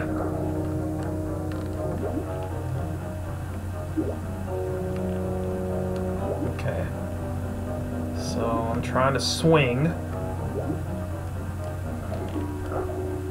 A lot of games just are difficult because of design flaws. And I'm not for those games. I'm not for games where I'm just like, oh, you know, I'm gonna play through them and try and beat them just because, you know, I want a fair... If I know I have a fair challenge ahead of me, that makes me want to play the game again. Like, if I know a game is really difficult, I'm not gonna go out of my way to keep playing a game that's just, by design, a bad game in terms of difficulty. I'm not gonna go out and do that.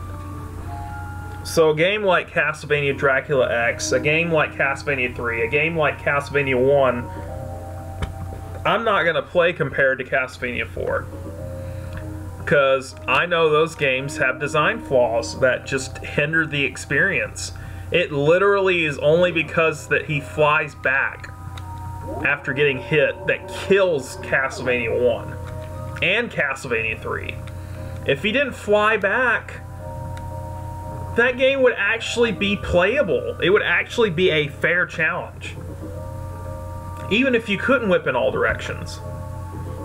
I get what you're saying about whipping in all directions kind of hindering it, but Castlevania 4 is probably the most fair out of the entire series.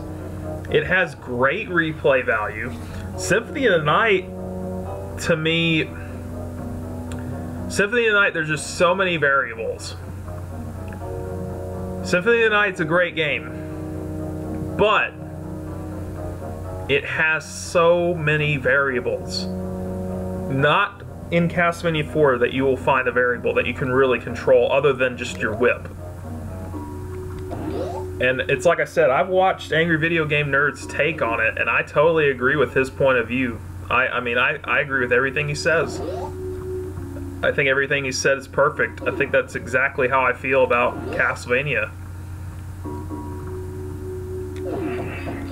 The games by design are just too damn hard.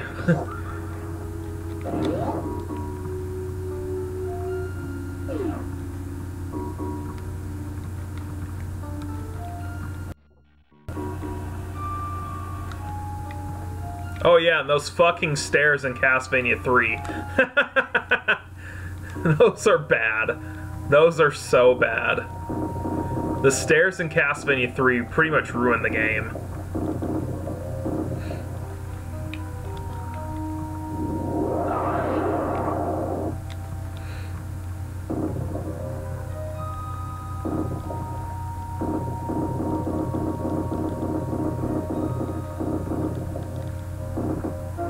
Got it.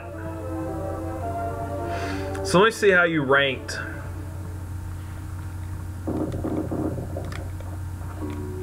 Let me see how you ranked these.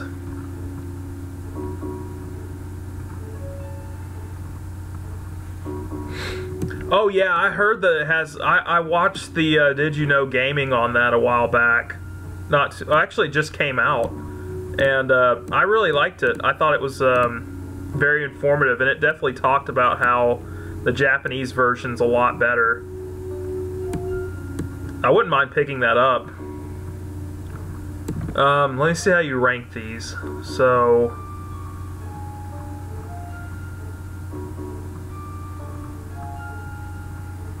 a lot of people like Rondo of Blood. I never played it myself, but I mean, it's basically almost the same game as Dracula X. Yeah, Castlevania 1's really good. I like Bloodlines. I have yet to beat that, but I almost did. I really like Bloodlines. I wish they'd re-release it for people that don't have it. I have it, but it's not a cheap game to get anymore. I really wish they would re-release it because it really deserves it. I have Belmont's Revenge, never played it. I collected a lot of games recently that I haven't played. That's probably why I'm doing these streams so.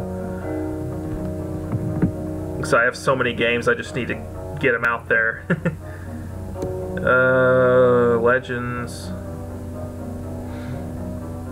Oh, Haunted Castle. I watched Mike Matty,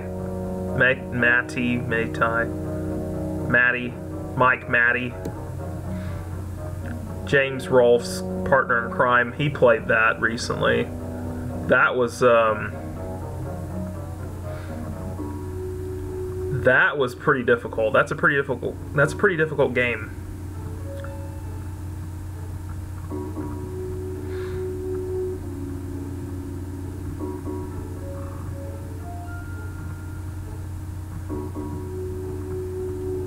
Are they really? I mean, like I said, I never played Rondo. I thought Dracula X was basically the port of Rondo.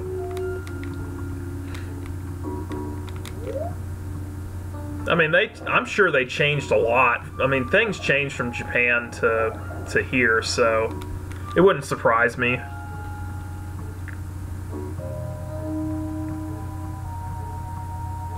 Oh yeah, I gotta fall through that.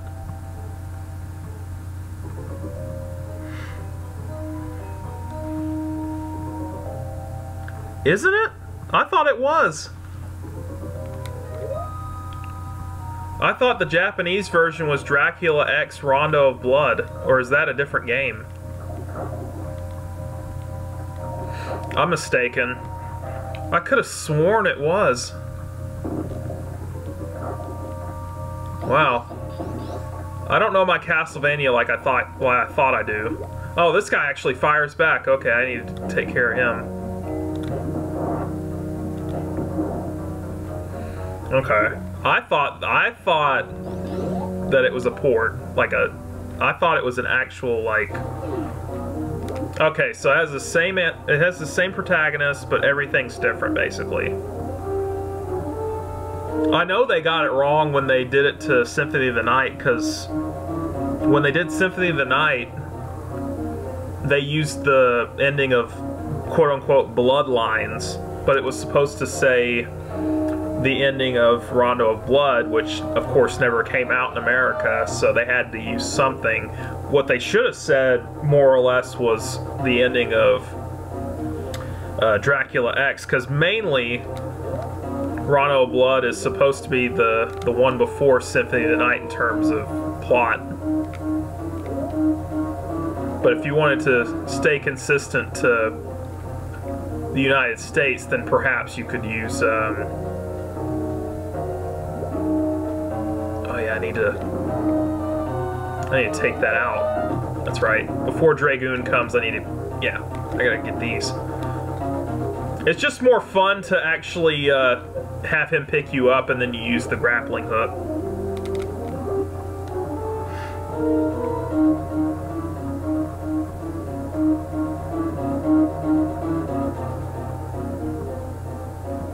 Is it?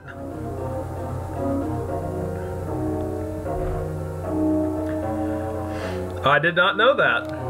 Yeah, you know your Castlevania, I don't. That's great.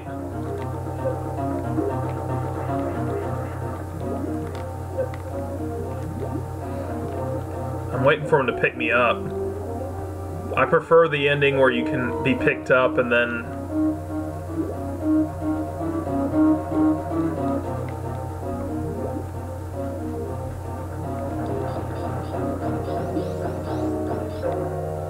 Got him. Hang on. I got this. Come on. Come on. Come on. Come on. Come on, you fuck. Come on! Gotcha! Yeah! Fuck you, Draygon! Oh, that's so cool. Oh, I love that those guys come over and take his body away. That's so sad. It's almost like the fat bodyguard from Return of the Jedi who cries over the body of the beast. I forget the name of the guy. Yes! Space jump! Later, Tyler. Good night.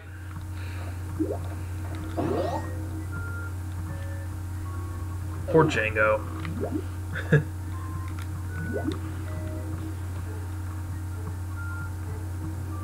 Okay, so...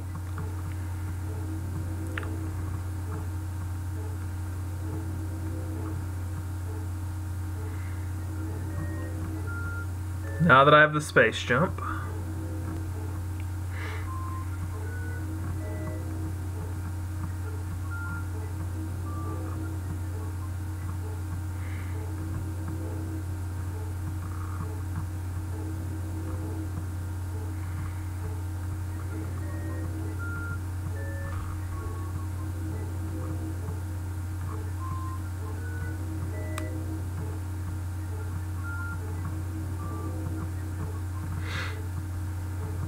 yeah, I heard Rondo's pretty good.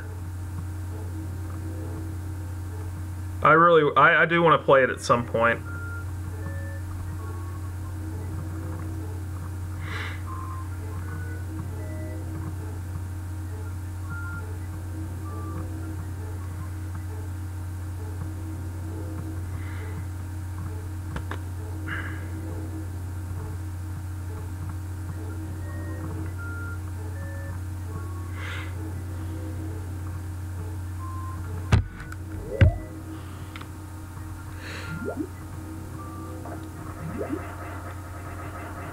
Yay, I no longer have to wall jump.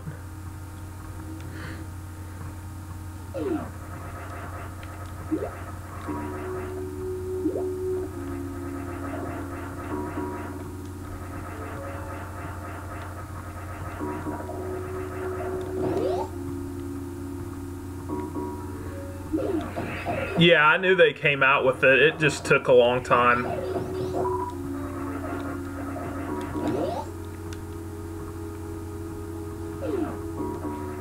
I do not have a Turbo Duo.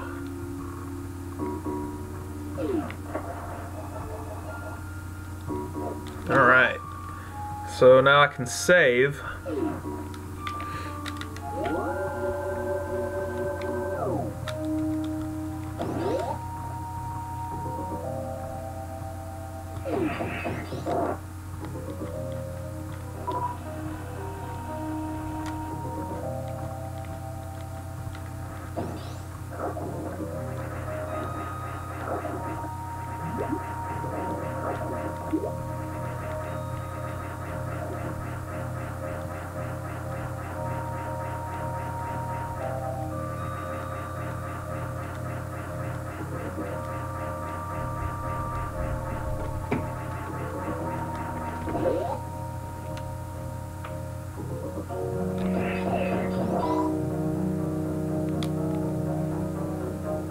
Okay, where am I at? I get my bearings here.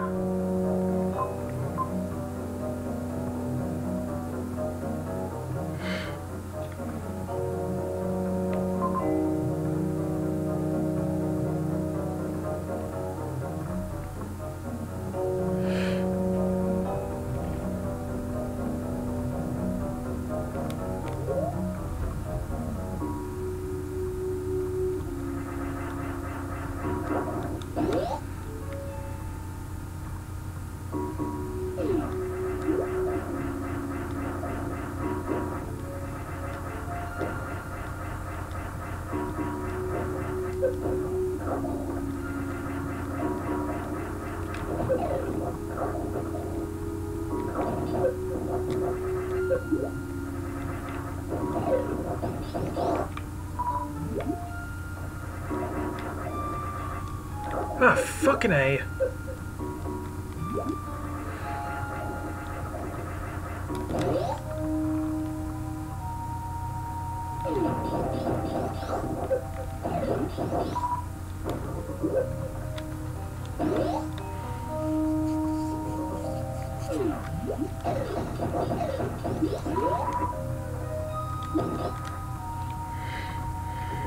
Okay. Now I can go get it.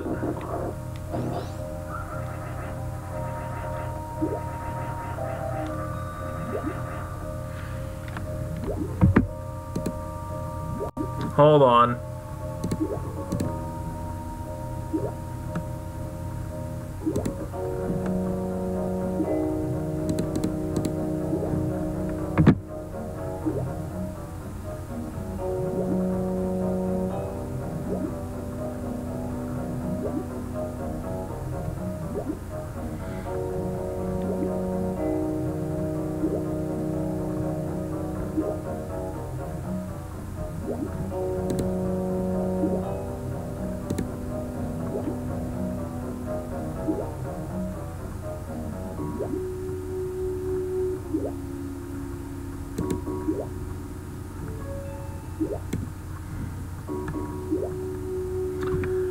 What? How do you enable that? I will enable it.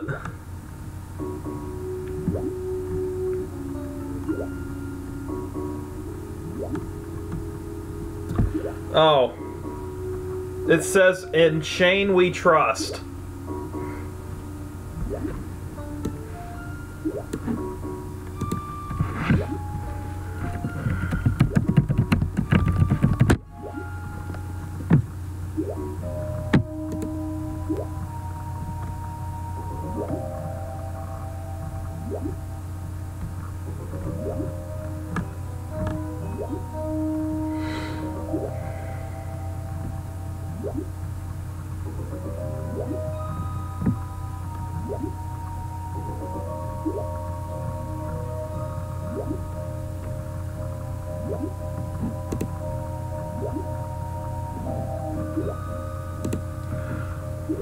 I thought that came standard.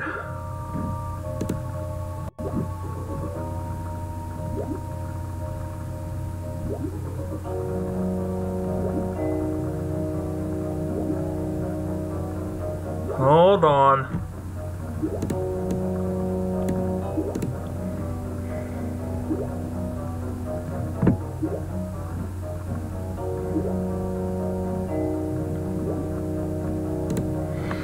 I'm going to take a short break for a second.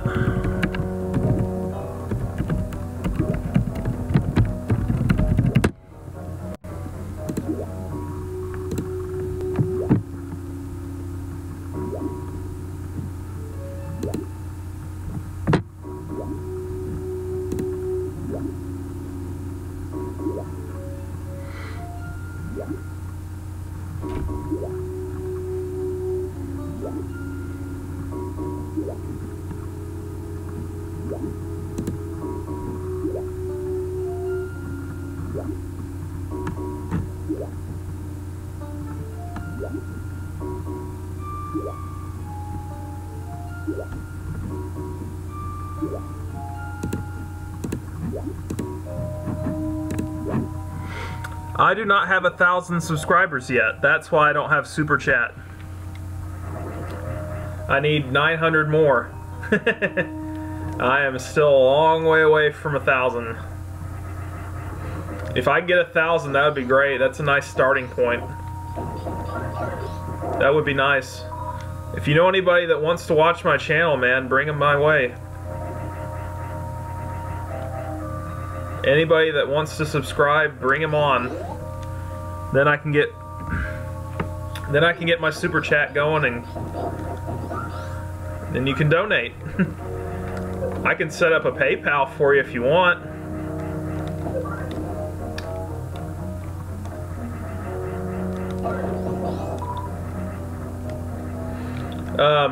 My shirt is from WWE. Have you ever watched wrestling before?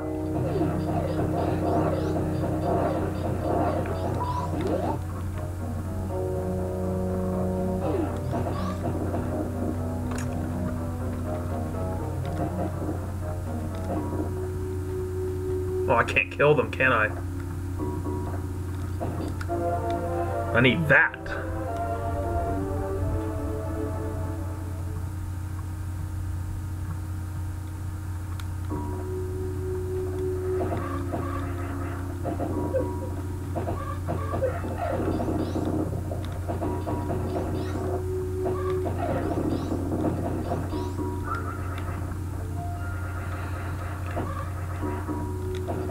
Well, Shane is Shane McMahon. Shane McMahon is the son of Vince McMahon, who owns WWE. And Shane occasionally will wrestle, especially at WrestleMania.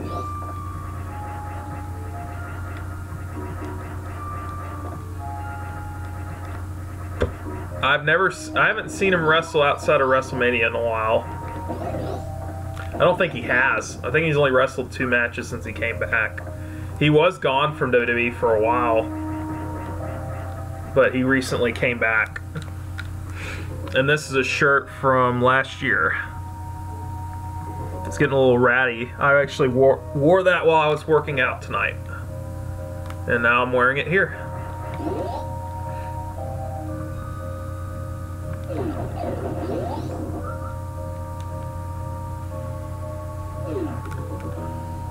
Okay, so what's missing here?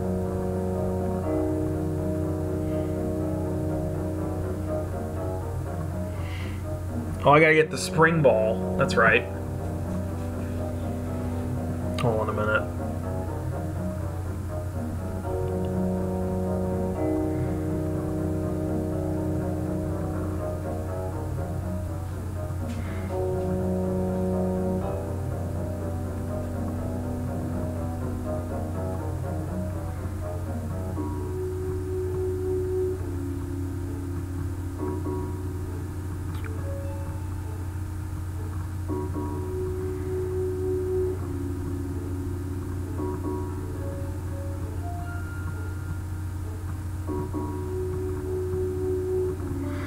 Yeah, I just need to get the spring ball now.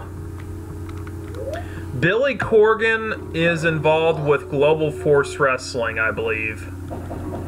Him and Jeff Jarrett both are doing that.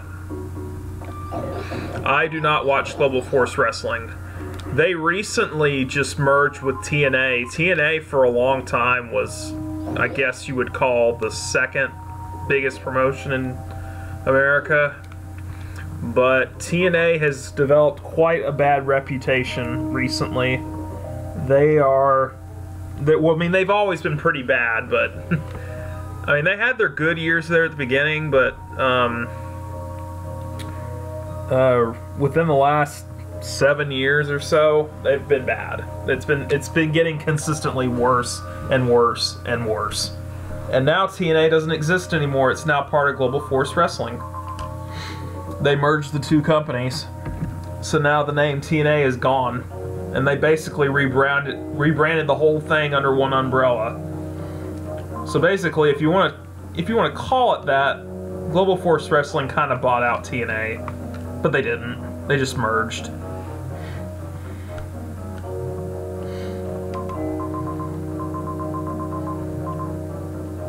And I have not watched any Global Force Wrestling either.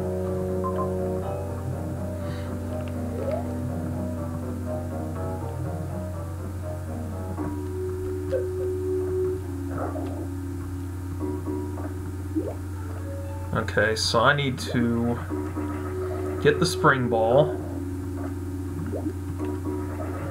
and then I need to get the X-ray scope from Brinstar. So I need to do that by going down.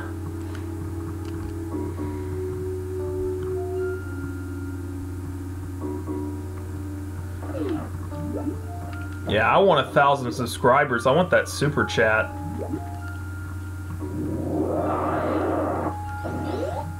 Like 1,000's like that big landmark where you go from being just to being kind of a YouTuber, kind of a success.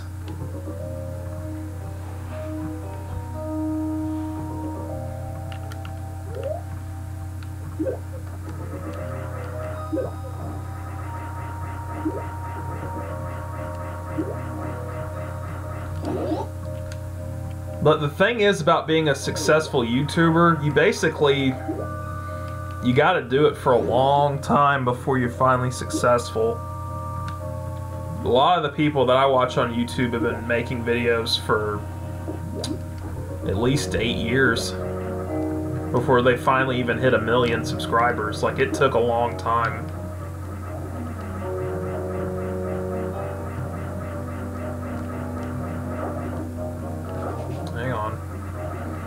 get this figured out.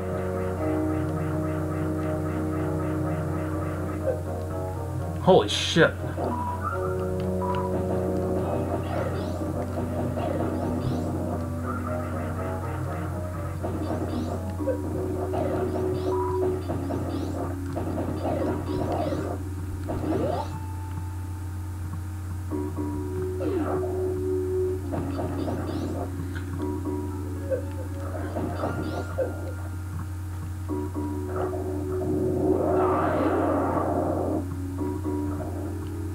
Oh yeah, this is the part where you gotta be extra patient. Gotta wait for him to do his thing.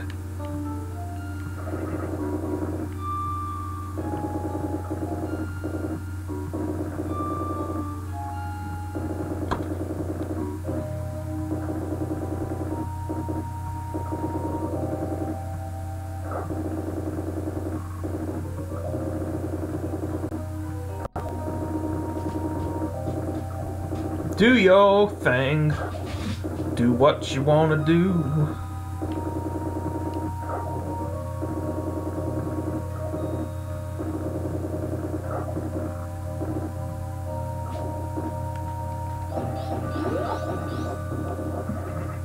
Okay.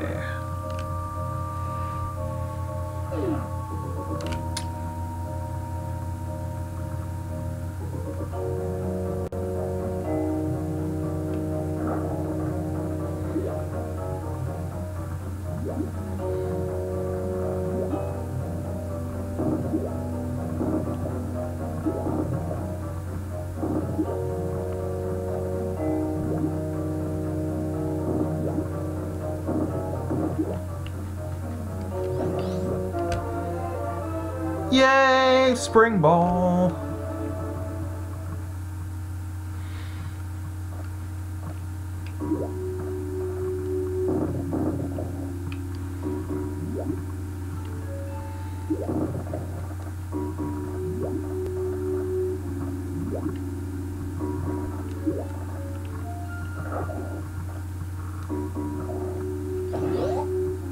All right, so I got that. I do have a Patreon, though, if you want to donate to that. I just forgot about that. That's the very thing that I put in my videos, that I have a Patreon. Why didn't I mention that before? I have a Patreon. God.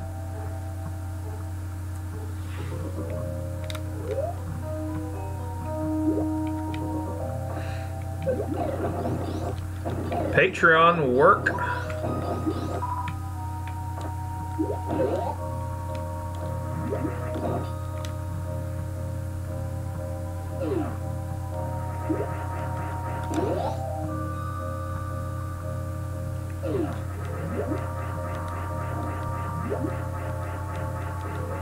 Yay, and I can finally leave this hellhole. I'm living in a hellhole. Don't wanna stay in this hellhole. Folks, lend my hand in a hellhole.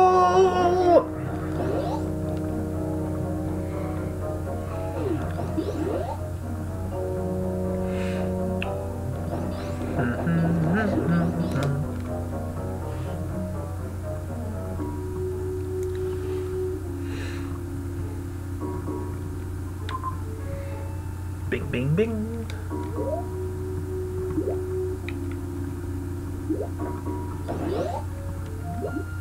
Bing, bing.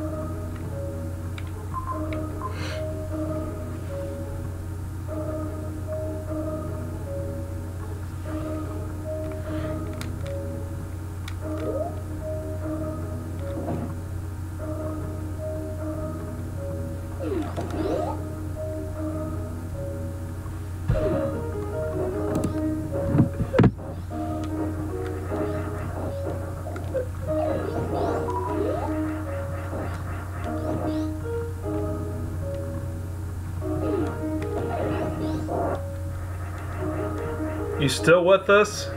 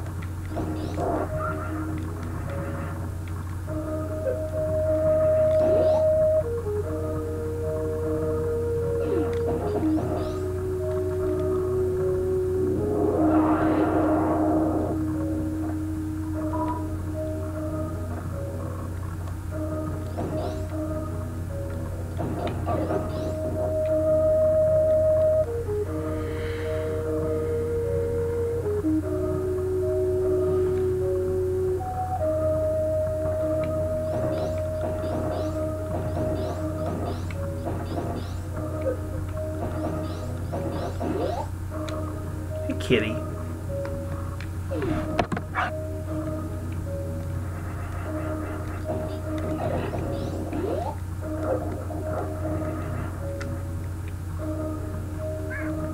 Hey, baby.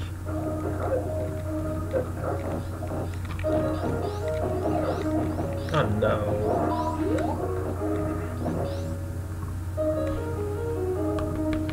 He's a good boy.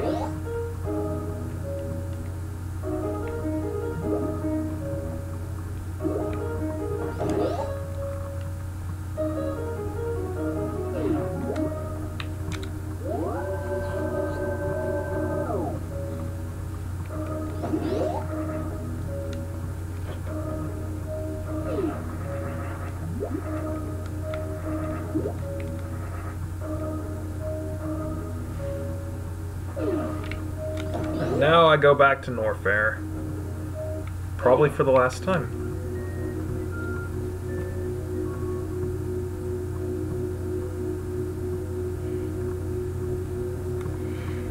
Hey, Goober. Baby. Hey, Goober. You want to sit with me? Come here. Come here.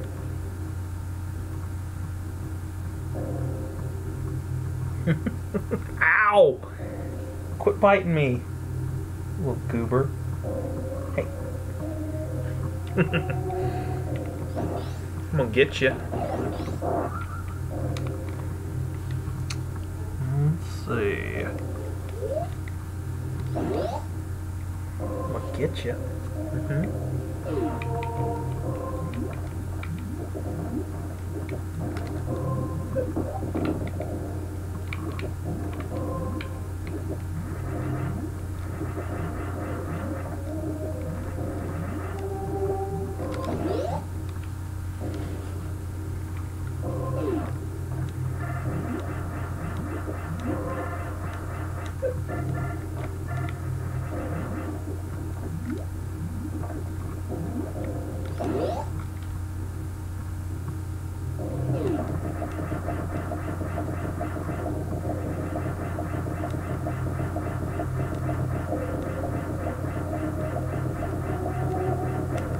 I love being able to jump over everything.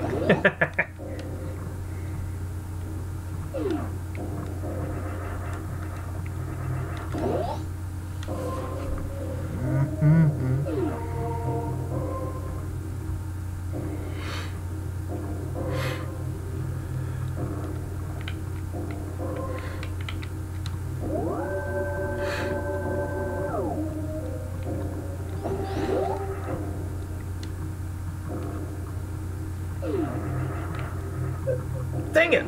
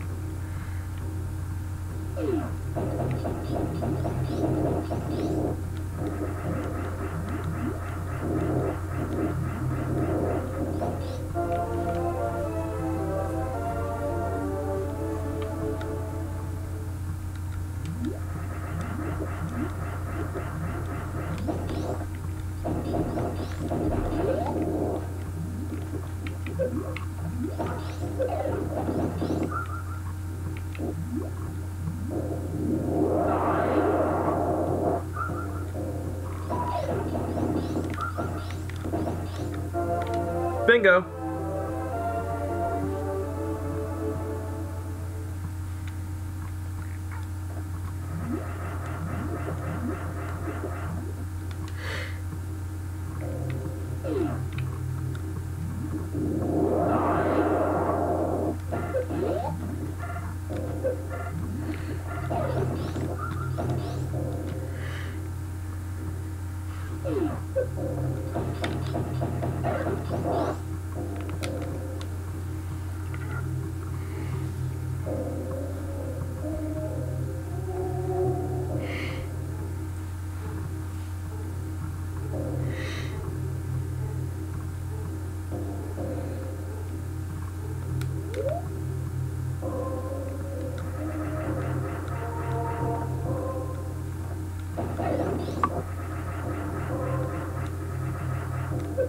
Damn it!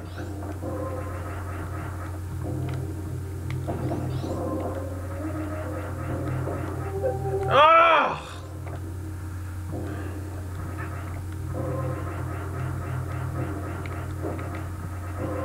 Thank you. Whew.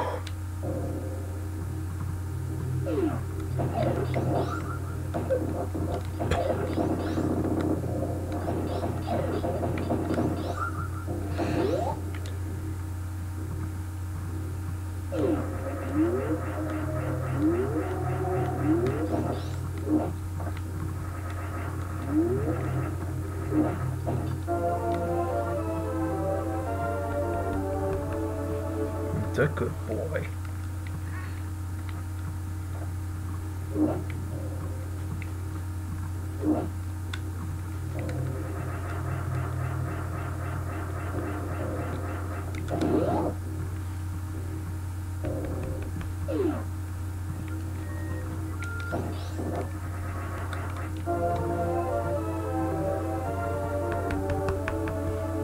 A good boy.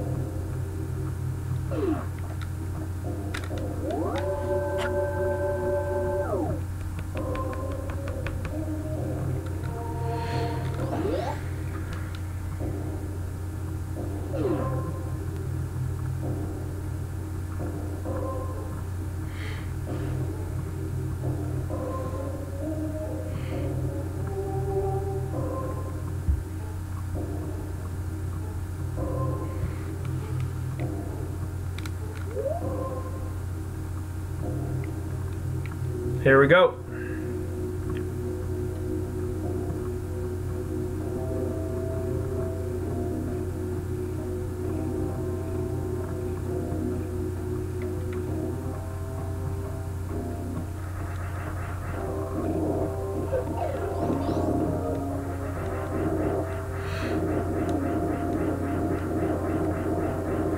I have a hard time choosing between the two themes. The remixed version on Metroid Prime or this one. It's hard to say.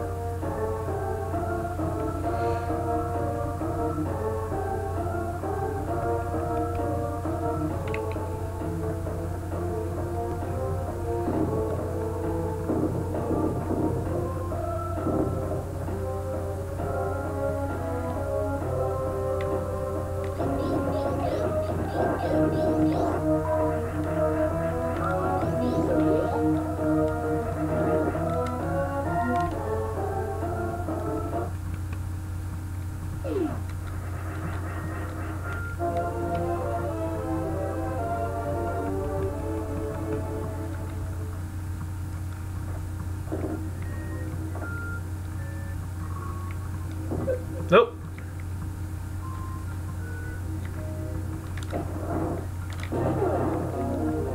Oh shit.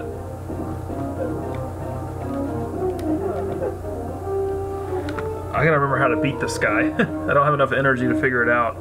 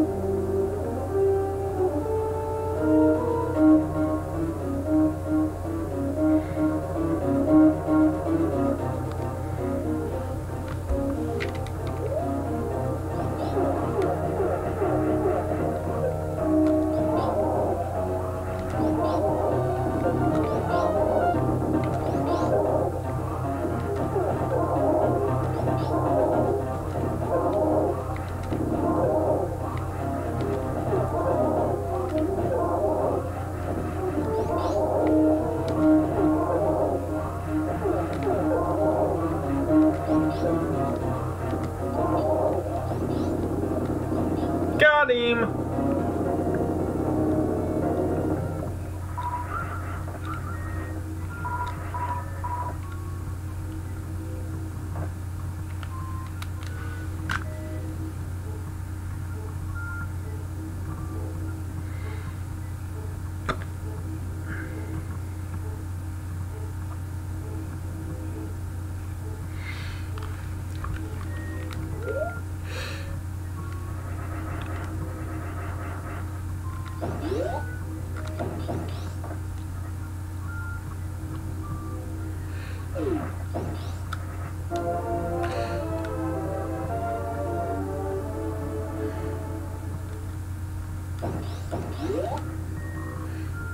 And now I've got them all.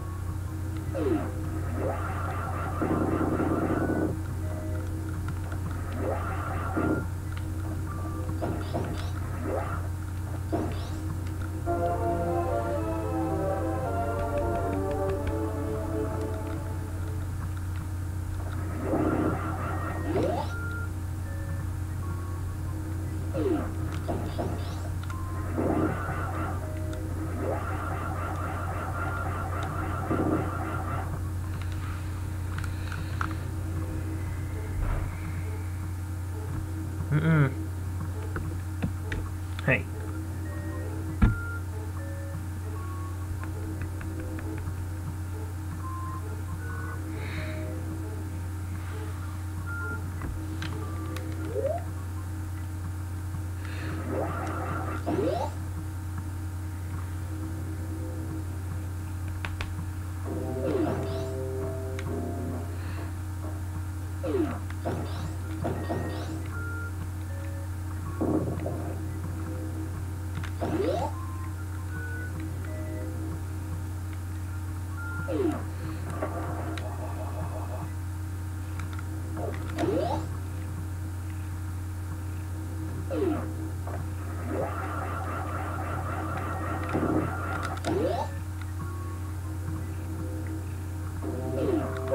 Whoops. Holy shit.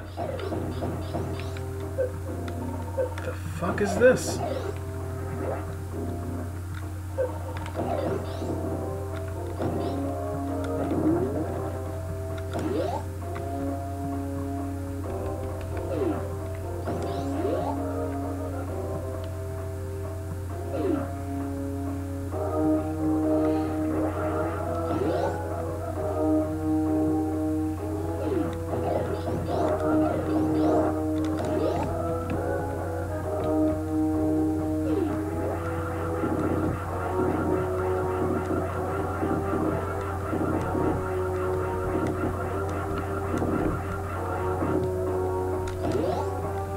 Hey, Chally, stop.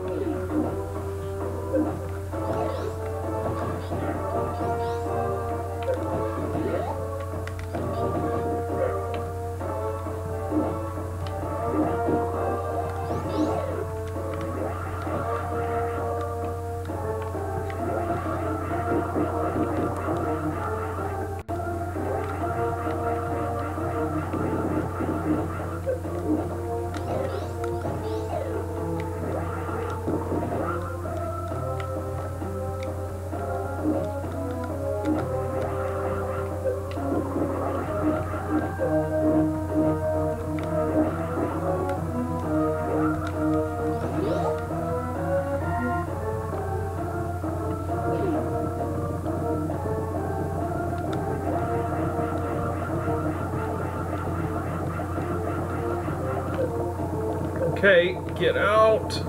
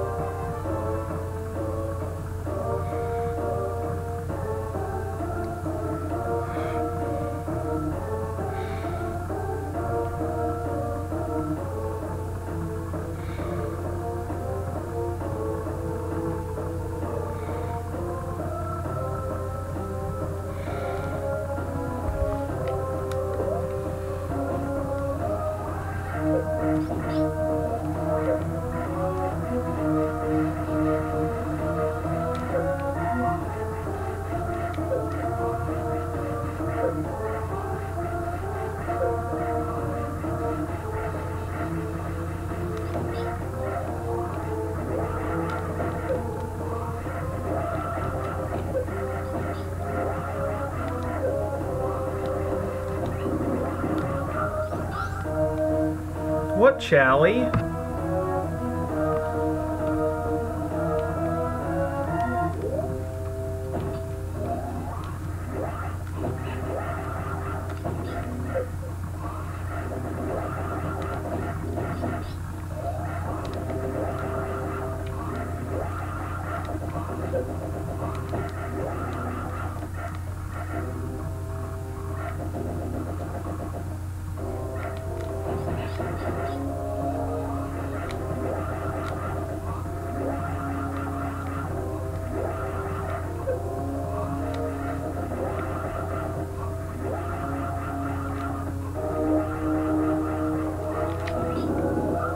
Thank you. Now I can move on.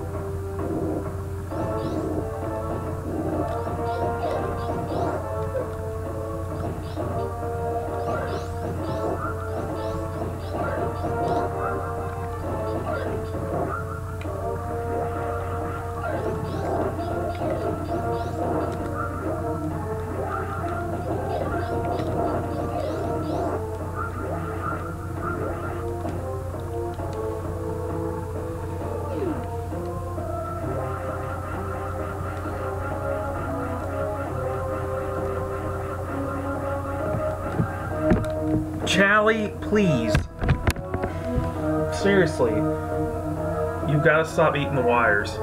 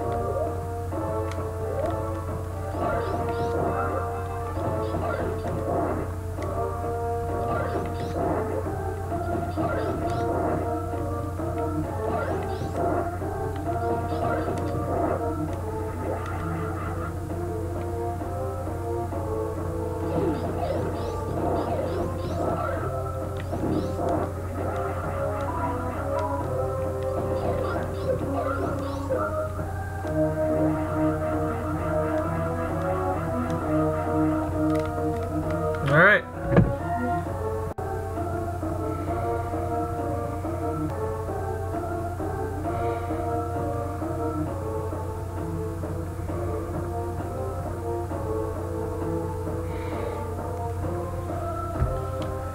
Let's do this thing.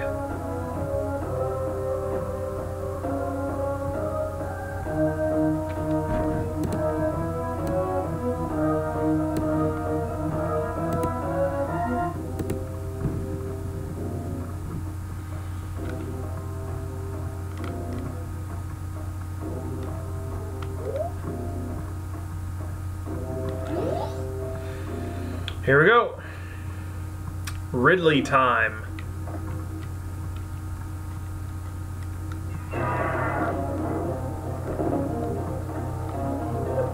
shit.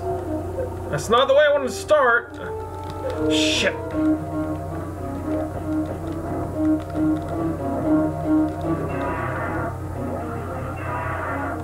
Come back down, you asshole.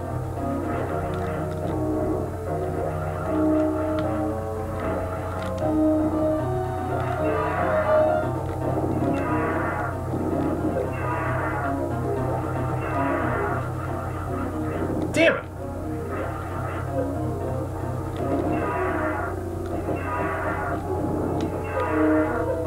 Ah, fuck! Fuck!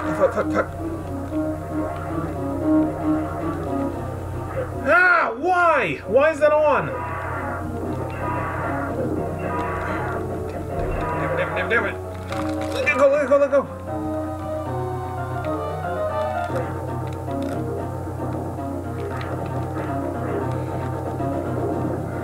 Come back.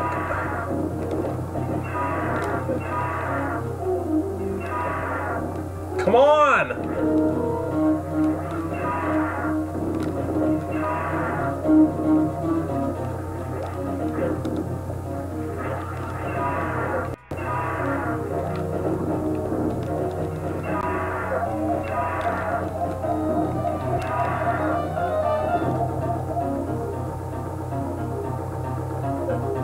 Hey!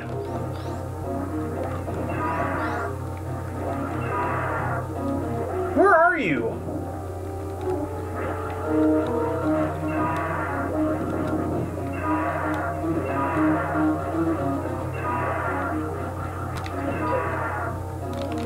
Fucking A. Yeah, I don't think I'm gonna live.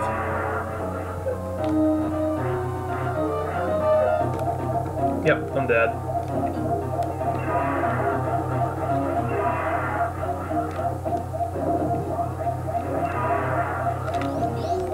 Yep.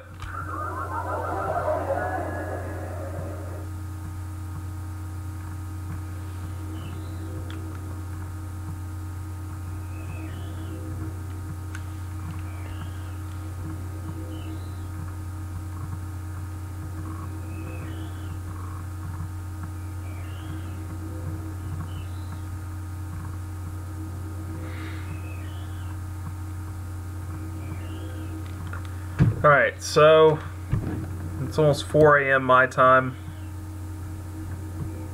I shall wait until, well, tomorrow might be booked up. Have to wait and see. If not, I'll do it Friday. I will come back and fight Ridley another day. And then I will finally beat that bitch Mother Brain.